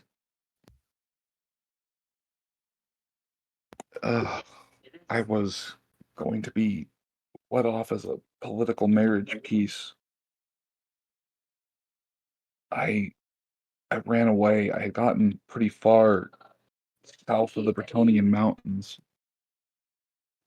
I had a spell of some kind cast on me. I don't know what it was, something to sleep or something to sedate, but there was another spell bound over. I could not talk, but Okay, it's not the.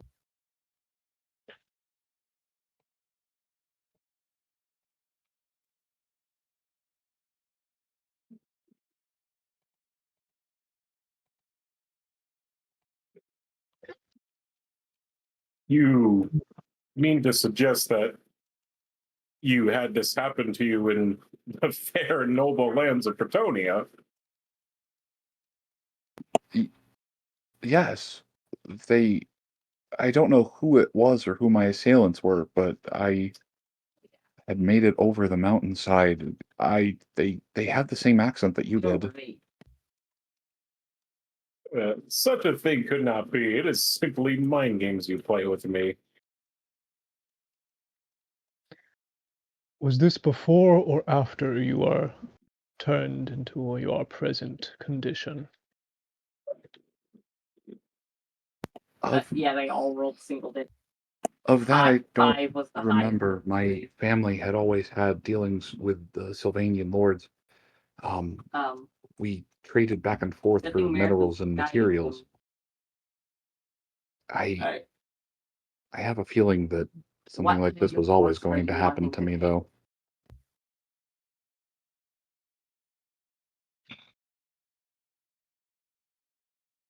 The women you see have a history of. She pulls her fingers up to make quotation marks. Dying young in my family, you see, and being buried out of state. Oscar, would you be able to identify more about this, the likelihood of this story, or not so much likelihood, but the detail of this story? It aligns with common knowledge of the Sylvanian borders. The whole county is somewhat restricted after all that unpleasantness with the von Carsteins. Although,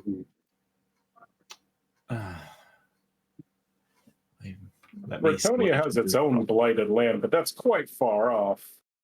I don't know how she would find safe haven in my lands.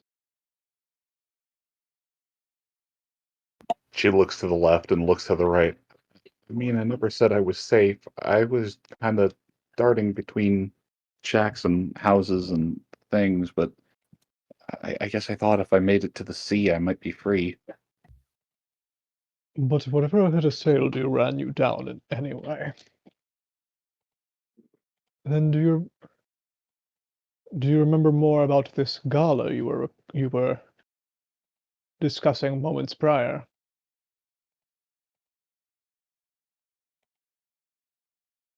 I think that's where I was supposed to meet one of the counts of the family Nazo, where at least some leg of our political marriage was to take place.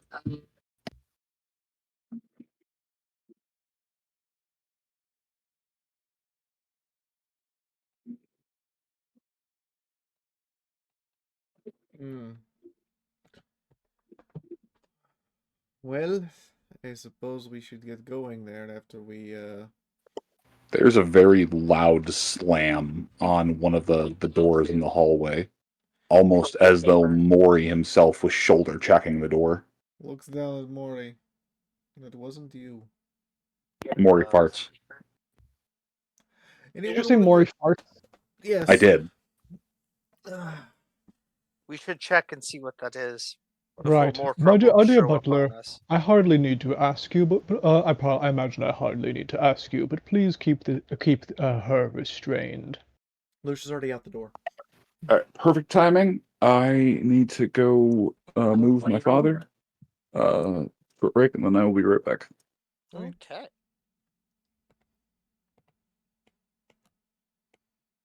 I like that he actually just has a figure hung upside down. I mean, it's creative. Mm-hmm.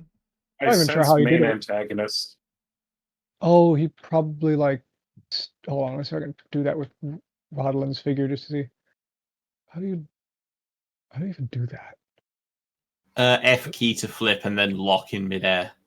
Oh, okay.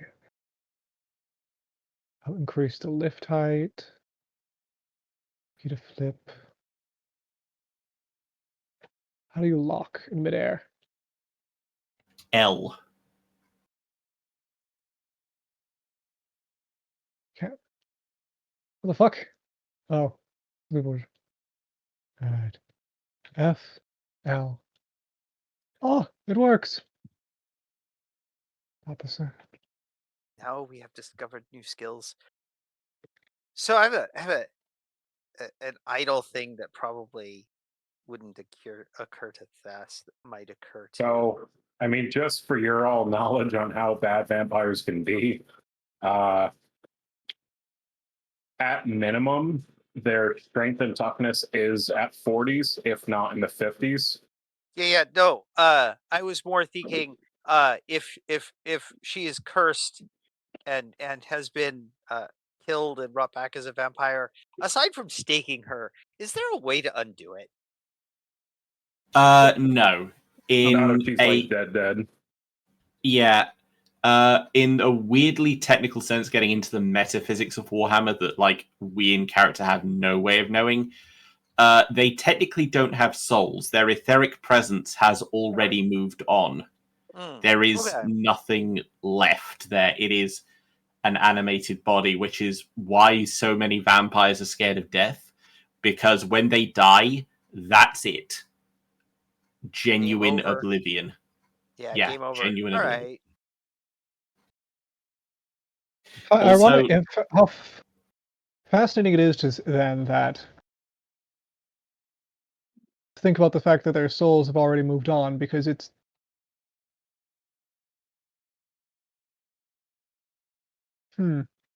I can only imagine a priest or a necromancer or whoever would have access to such things, like a priest of more summoning the soul of a vampire to help slay the flesh that remains. I mean, That would be pretty metal.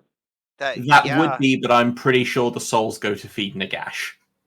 Like, as part of the vampirization process. Like, your soul gets whisked off and fed to Nagash, and the body is left behind. I see. You know, I'm still in favor of we just kill the vampire like now, and not even tell the authorities we talked to it, because the Empire authorities are with this term inquisitional.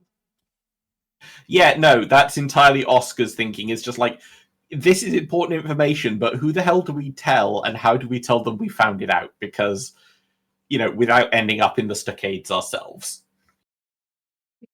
The only thing that I mean, Rodalin has thoughts on this, but it'll probably be in character.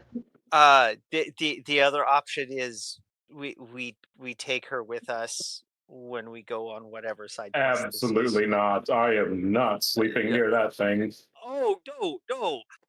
This is 100% behind the it's a fucking vampire, stake it now. Like, it does not deserve to live levels of like fuck that, But I'm speaking as the player here. If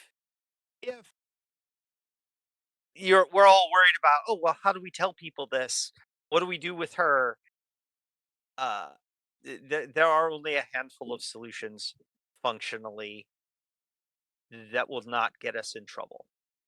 Yeah, so in the past fortnight, Oscar has had his first ever encounter with demons, Skaven, and now vampires. Yep. Yeah, you're just going the full gambit. Welcome to being an adventurer. He did not consent to being an adventurer. Hey, sometimes you're not given a choice. The world decides for you. Welcome to the plot. We hope you have a fun stay. Right? Yeah, Actually, vampires and welcome to the Warhammer plot. are scary, man. It gives you trauma. They are horrifying. Yeah, they are truly terrifying. They are also extremely powerful. Yeah, the fact that this vampire is seemingly such an emotional pushover is the whole reason that none of us have had our heads ripped off yet, to be blunt. The other thing to remember is that if we're going to go up against vampires, like, again, speaking as the player, we are not nearly tough enough to deal with vampires. No, we are not. So if we are going to go after vampires, it might be a good idea for us to have one of our own. And then, although I would also say real quick, if it turns out that this shit is happening in Britonia, I might be able to actually get help. Okay. Yeah. So I want to point something out. You say it might be good to have one of our own. No, if it she is can't not. even say his name, what's the likelihood that she's going to turn on us the moment she's in his presence? I mean, we don't know. Fair. Although we're not. We also, I mean, that's one of the next things to test. Is I did do a fair bit of dispel magic-y. I'm curious now if she's able to speak his name. Listen, friend, out of character, I mean, I would just like to say this dude's probably scrying on us. Like, I've played Raven enough to know that this dude's probably watching.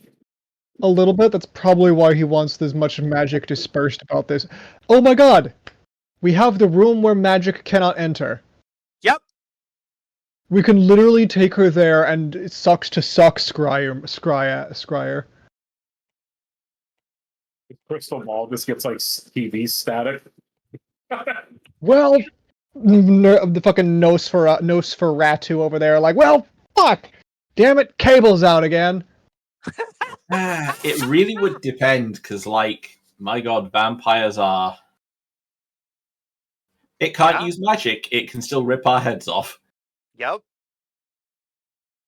Yeah, even... That's why so vampires, at minimum, like I said, like, they have regen, they have... She probably, if they're anything like normal Warhammer and Mordheim vampires, she's at minimum strength 4, toughness 4 with 3 wounds, so she's like as tough and as strong as like me and Fess combined, and probably has like around 30 wounds, and will regen. Oh yeah, I got a full day of rest. I didn't. My ribs still hurt. 2 wounds back. You have what? How many hit points? I have 6 right now. We got to get you to a healer. Yeah. 9. We ought to like this. Yeah, well, it's also why Rodalin. Even if we decide to kill her, Rodalin wants her tied up, like. Oh yeah. Yeah. Tied up, Nice. possibly gagged, and blindfolded. On the one hand, I mean, I don't judge what you do in Kislev. And wax in the ears so she can't hear either. Well, I was going to say, on the one hand, she is a helpless prisoner. On the other hand, I don't consider her as Thess. I don't consider her a person. I'm pretty sure, like, the thing you hate the most. No, I think undead are below chaos for you, right? Only slightly above chaos. Chaos. So, for lizard folk, it's like in order of hatred to less hatred, it's chaos, Skaven, and then vampires, and then anyone else that has even come close to being remotely possibly considered touched by chaos or near chaos or chaos breathed in their direction. Luther Harkin's done a lot for that.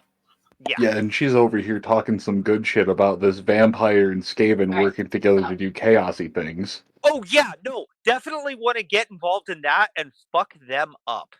But also she's a fang and not the nice kind. Look, the enemy of my enemy is my friend. Yeah, but stake the bitch. Rodalin's thoughts are like the enemy. Like to quote a character from 40K, the enemy of my enemies is a problem for later. For now, they might be useful. That's I just Rodalin. went back to that timeline I built, and I'm just staring at the thing where in 1 year's time there's just the line that says Conrad von Carstein claims the seat of the Count of Sylvania beginning the second phase of the Vampire Wars. That's in like less than 12 months of where we are right now. I need an adult. I have to go murder some people. She gingerly raises a hand like, do you come back from being staked? That sounds kind of permanent. Oh, no, it's... Honey, we can't cure you. You're fucked. So, do you want us to end the torment now or later? Anyway, running off into the hallway. Right, running out to the hallway while the vampire is restrained by a dude. I mean, they're not wrong. If you've been put in your grave and brought back, there's not much that can be done for you. Yeah, it's kind of over. Even if there, I don't ever remember getting put in the grave. It would be extremely painful and magically in depth. Well, okay, so hold on. What as a Lustrian and as a person who studied healing and spent a lot of time around elves who deal with a lot of funky shit, have I even heard of like any way to remotely see if someone can come back from this? Be careful. A failure here could mean you give us a false positive. Right. Well, I have like multiple skills that might apply to this, so I have healing, I have Lustrian, I have a lot of High Elven. I have. Man, I'm really glad I took that common knowledge undead for no other reason than I thought it would be useful. Right. You know what? Test all 3. Okay. They will give you different responses. Yeah. All right. So we'll use fate points on this one. This is important information. Okay. If you have to. So, yeah, I'm going to probably do so. I actually have pretty good rolls on most of those. Use a fate. How many group fate points do we have left? 1. All right, we'll use 1 to start with because that's I missed that roll by just a very little small bit. Please do not roll high. We are out. Yes, that is a 26 on the first one of those, which is going to be probably healing, which is 2 degrees of success. The next one, that's a miss, but not a fumble. And I will burn my personal fate point to re-roll that. You sure you want to use it on this one since it wasn't a fumble? Yes, I will use it on that one because that is the high elven or the elven one, which is a single degree of success. And I mean, the Lustrian lore one is how the fuck do we kill them faster? Because that's kind of the whole thing that lizard folk look at. Why did it freeze? Why are my dice floating in the air? Hello? Oh no. No! Wait. No. Okay, that is also not a fumble, but not a success. That would have been funny. So yes on the healing, yes on the high elven, which would be kind of the two folks I would think would have any idea on could this possibly be reversed, and if so, how. Lustria, it's like vampires make good feeding to the carnivorous plants.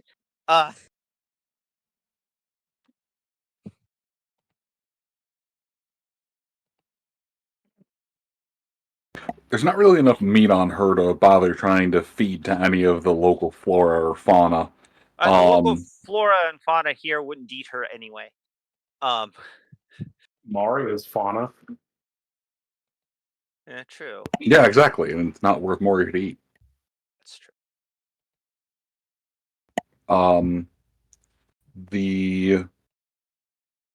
As far as the healing goes, you've been scanning over her form for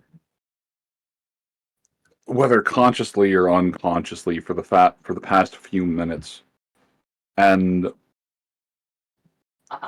you've noticed a few things that assuredly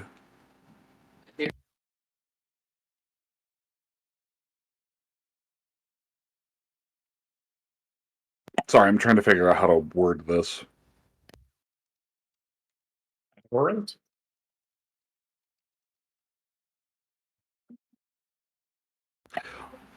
Either she's wearing some form of makeup and it's colder in here than you realized, which, considering you haven't hit energetic lizard state. Yeah. Well, and this place is kept warmer than normal because lizard folk.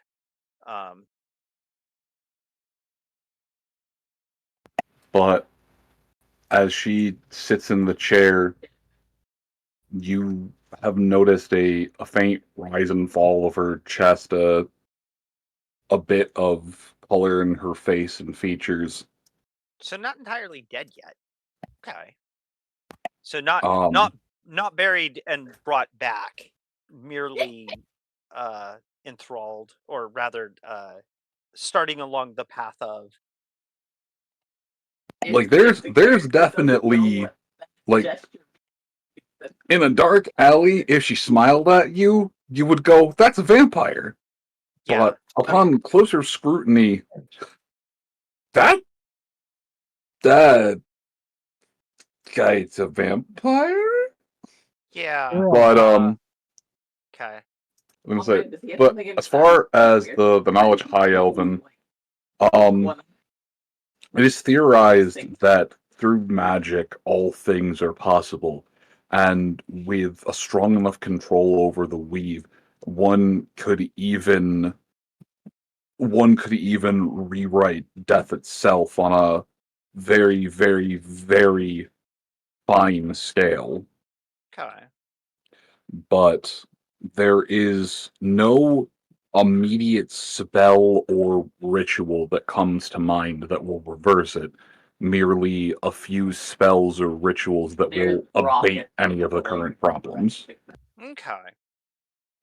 Essentially, she knows at least of a few spells that will impede any sorts of hankering she has, but no way to defang her without delifing her. Okay.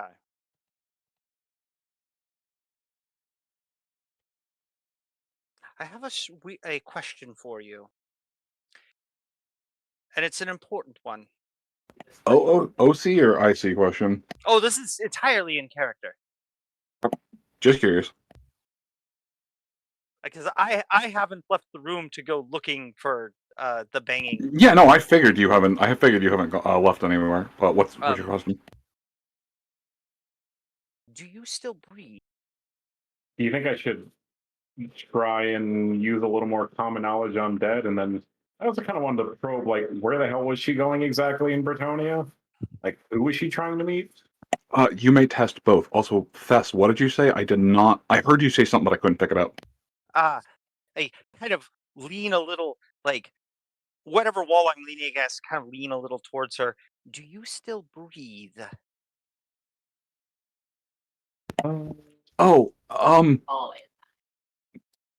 Yeah. Don't you? Most vampires don't.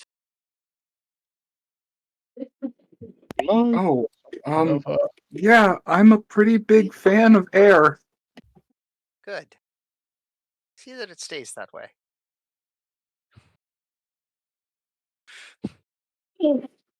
Okay. We got 1 degree of success on the common knowledge on dead and a 5, which I think is just a critical success on Bretonia. That. Oh God.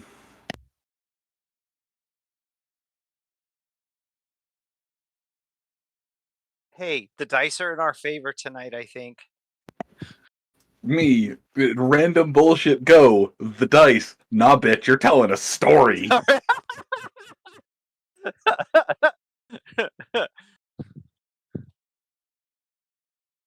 Oh my.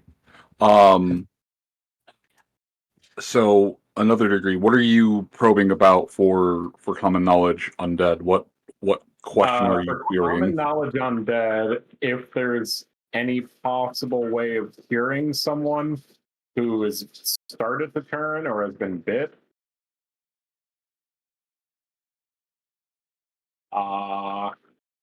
That's my main. That's what I'm mainly trying to rack. Give me a perception check with plus 20 bonus. This is pretty easy to spot.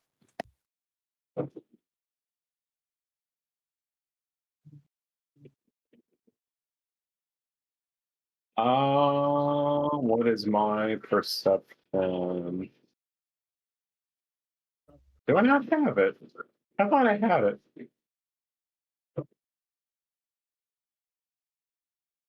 What would you get? I got a 43, which is my intelligence stat. I guess I would just have passed if I got the minus 20 for doing it on trained, and then you gave me a plus 20 for being previous checks. So I should have that. I swear to God I had that. I'm going to double check actually. You have a shitload of experience. You probably could have bought that even if you didn't. I could have sworn it was a thing that I got in my knight errant.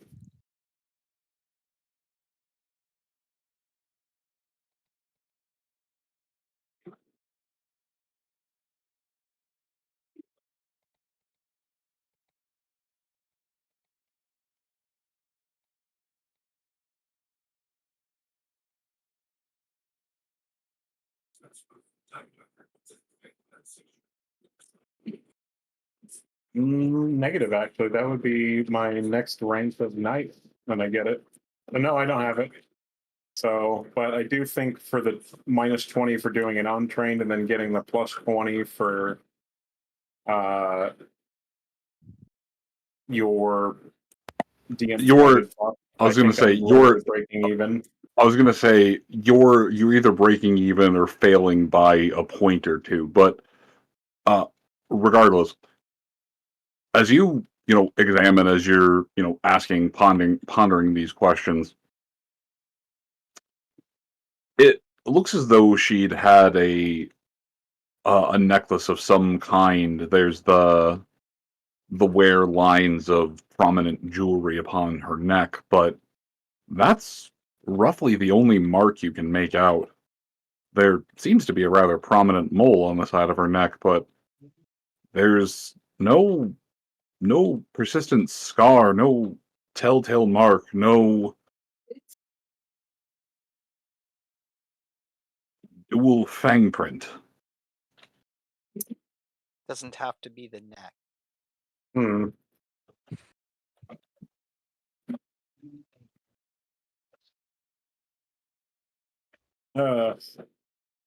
I dislike the idea of further talking to such a chaotic creature. I'm not a chaotic creature. I went to church. I prayed to the gods. I did my duties. Wait, D, if you stepped into a Temple of Sigmar right now, you burst into flame. She recoils slightly aghast, the look on her face of, "How dare you, madam? I'm a God-fearing Sigmarite woman." Young lady, you seem to have changed pallor and complexion since I cast that spell. You also have gained memory. I think I need to know now. Are you now capable of speaking the name you are not allowed to?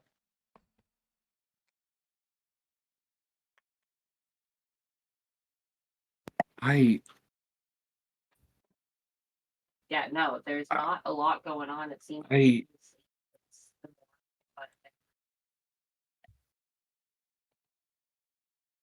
She begins to try and talk. A block starting to form across her face. Her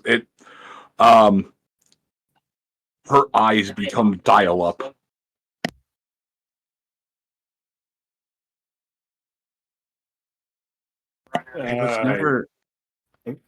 I was never given a proper name or a proper title, but the name that I knew, the name that I had been betrothed to.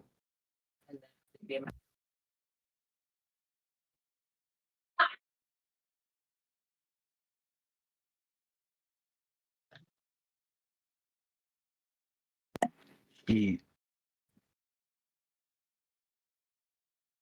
resembled one of those horrific Skaven creatures. That does not inspire confidence.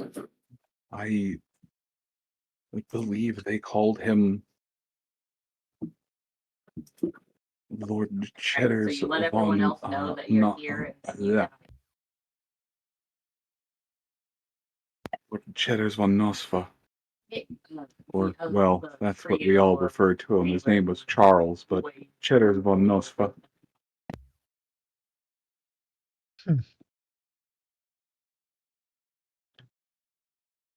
Oh, but I don't care how much money or wealth or power. I refuse to be married to that man.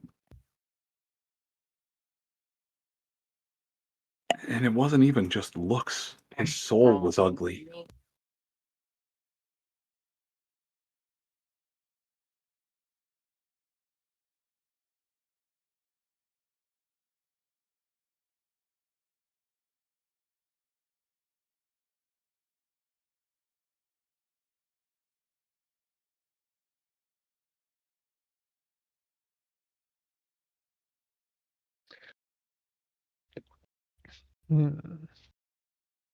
Oh, and as far as the knowledge for Bretonia, well, you cannot think of any specific, or there are no specific places that come to mind at the moment, largely because the GM can't think of any specific places at the moment.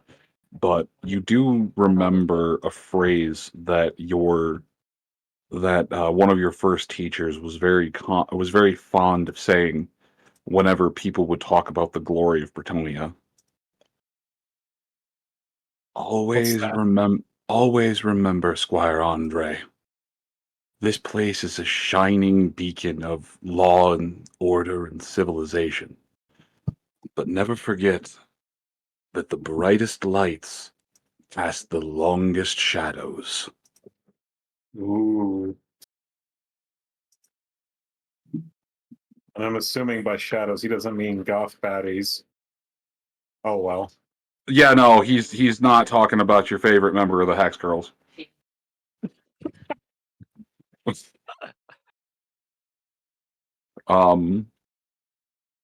This is a wonderful and lustrous land.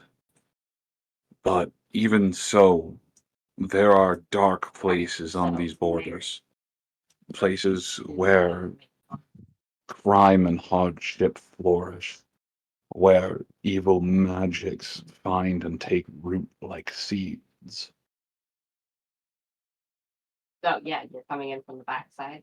You must be present and wary in downtrodden places, but you must keep your guard up even higher in bright and light-filled lands. Ooh.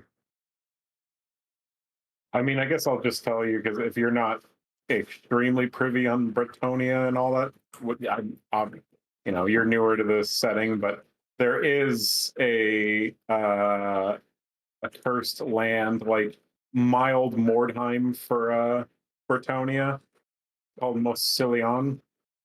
It's like way off in the west end of Bretonia, but it's like it's where all the undead and bad shit of Bretonia likes to hang out. Okay, I figured they had something that was like a cross between London and not London, a cross between Paris and Glasgow. No, take it from a native Englishman. London is an apt comparison. Okay, so a combination of London and Paris.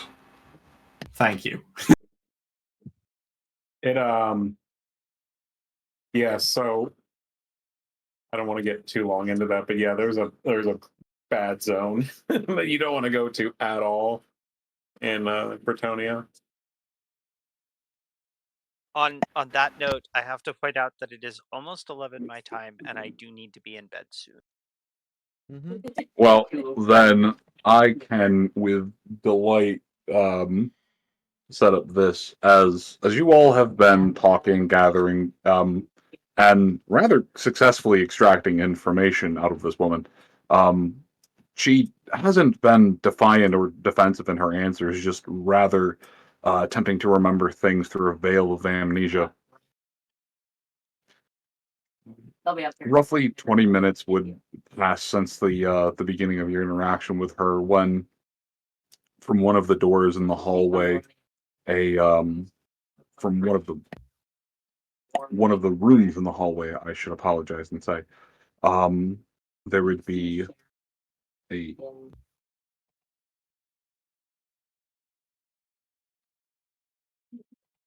There would be a sorry, dying. Don't do There that. would be It's not a healthy. set of hard thuds from inside, another hard thud inside, and finally the sound of one of the doors being burst open, the lock largely busting off the moorings of the door. Staggering out from inside, there's something that looks like a large and muscular man mixed with it's as though a large man was mixed with a large rat. They have hands that, or paws that curl into fists, red, beady eyes, and a sharp fanged maw as they look across. One gestures forward and points to the girl. Lucy, we found you. Told you. I agreed with the wretched lizard. We should have staked him. And at that point, firearms go off at the large rats.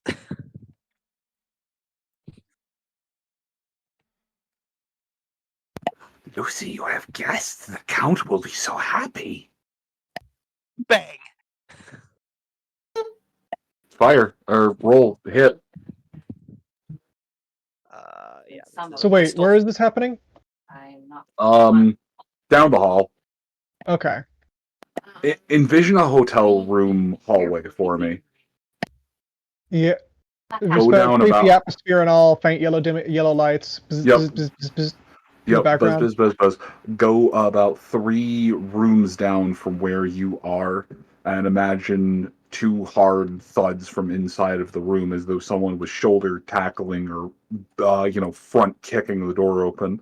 And finally, the door bursts open, the locking mechanism being forcefully overridden and partially dislodged, as some hulking, burling thing from a B horror movie comes its way out and, talking in far too sophisticated of a tongue, it points to the thing you've been questioning and largely just says, "I've come to pick you up." "Oh, you have friends."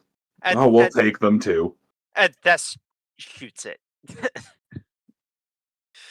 And successfully does so with a half roll on her skill. Yeah, Thes said it first, but shortly the next thing on Rodalin's mind is to go, right, Thunderbolt. Yeah. Thunderbolts and lightning, very, very frightening. Oh. All right. It had to use all of its actions to get through the door, so go ahead and give me a magic roll. Oh shit! Okay, I thought we were gonna roll initiative or something. Fair enough. No, this is our surprise round. Yeah. Effectively. Yeah, it's been trying to get out into the hall for some time. It finally managed to overcome the physical locks and latches. Right then. Actually, I'm going. Yeah.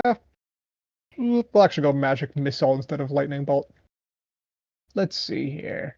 Less collateral damage. Smart.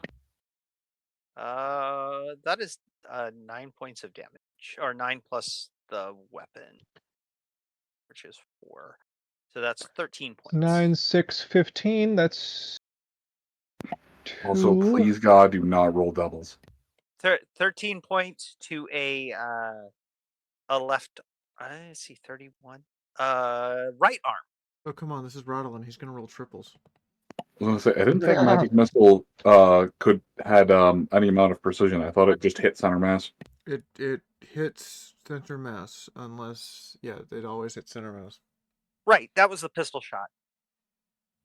All right. Magic missile. I got 2 magic missiles off.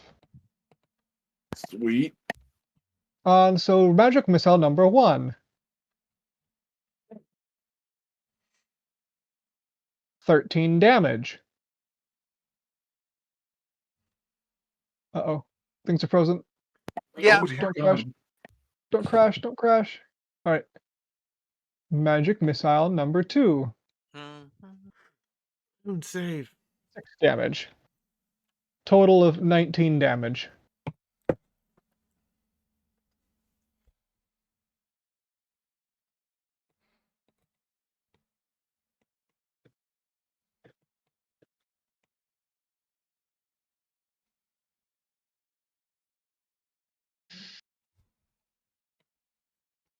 Okay. Well, they walked into my house, and the easiest thing for me to do is a boot knife. Okay, so how much from pistol, and it was 13, and how much from magic missile? 13 and 6, 19 total. Unless there's need to be measured separately, then it's 13 and 6.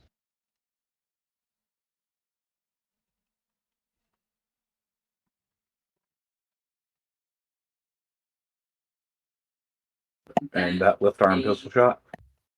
Yeah, the right arm pistol shot. Oh, right arm pistol shot. 13 Oh, points. 13 as well. Oh, shit. Yeah. 9 plus 4.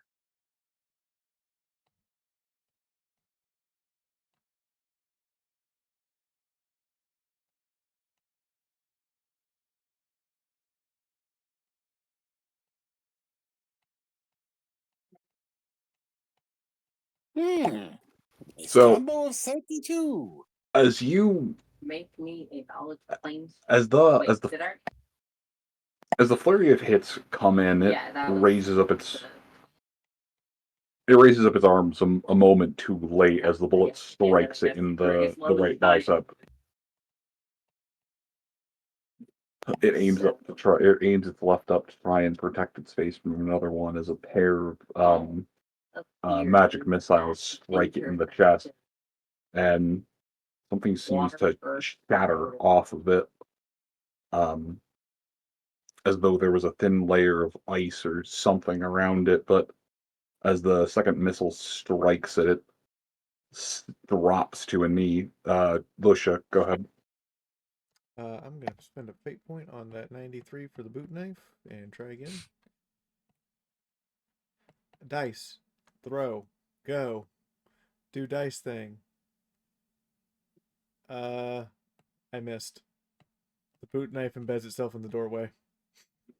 I do have the second smaller pistol, which I think I am going to shoot it with. Just to prove a point, the boot knife embeds itself in the door next to its head.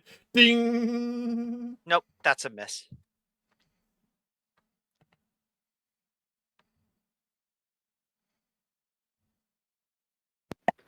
All right. Was Oscar going to do anything on the surprise, or?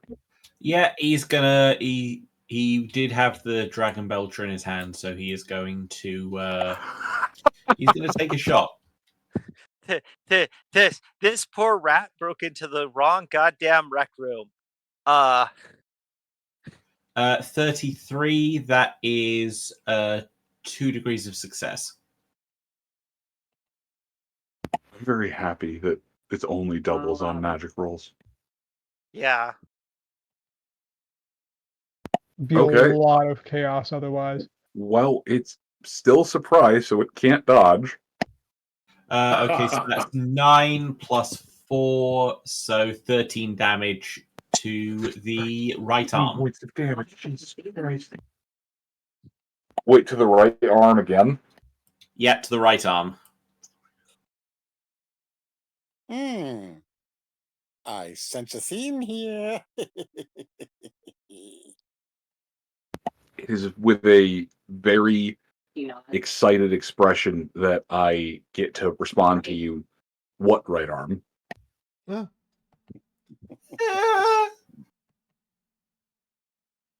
It looks over at, as it had finally managed to bring the arm up to try and protect it.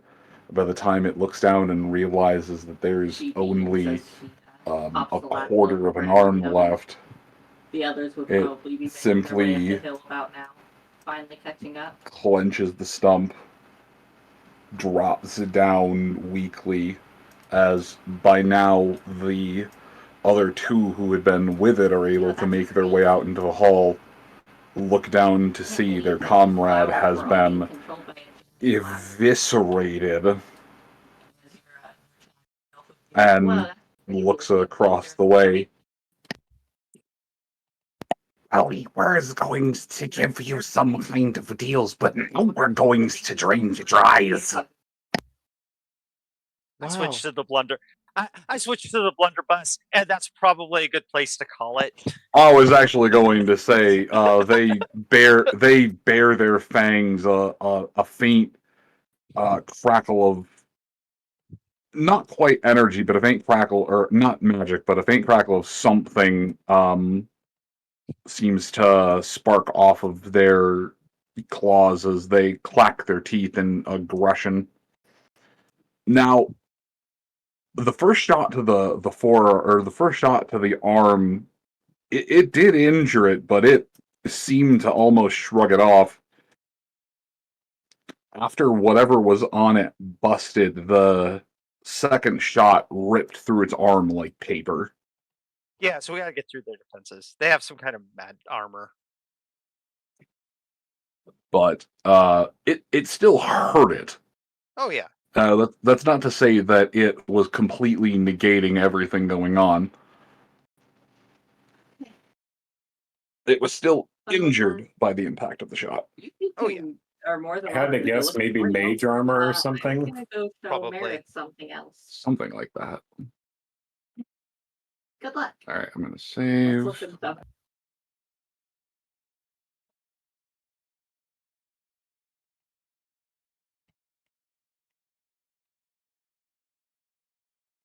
Do you have save? Have save, yes. In the meantime, we're all gonna say goodnight. I have been playing Lusha Blick. I can't believe I agreed with the wretched lizard again. We should have stabbed Vampire. Only good vampires, a dead vampire. I play Thesserau, human from Lustria. Rather than blackened and Moon, dull, you're not hot. the space glitters and shines Moon, like you're a not I hot. have been Oscar Hertzsprung trying to talk. Thank you. Oscar Hertzsprung, and I am not having a good day, which seems to be a recurring theme of these sessions so far. So now we're fighting vampire rat hybrid monsters. Yay! Thank you and good night. Been playing the cautious and curious Rodalin, wandering in from afar into this mess of treachery, planning, prophecy, and problems.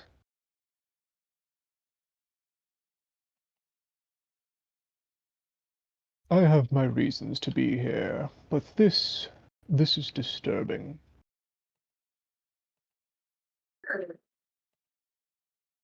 And I am Sir Andre Morehire, and I will second the notion that we should have destroyed this creature long ago, and it has brought only further cruel, wicked chaos spawn with it.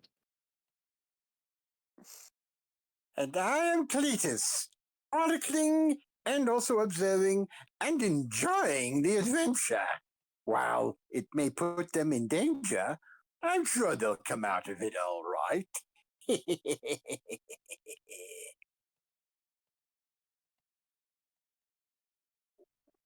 think that's Moon's call. Oh, there's no one left? No, Oh, there's no Is one you. left. There's you.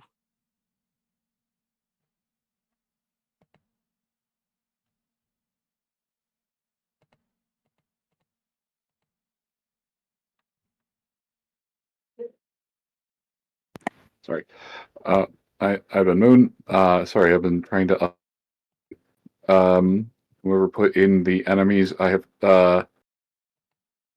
would like you to know that you've contributed to the rat pyres of this session. Rat fires. Rat fires. Great.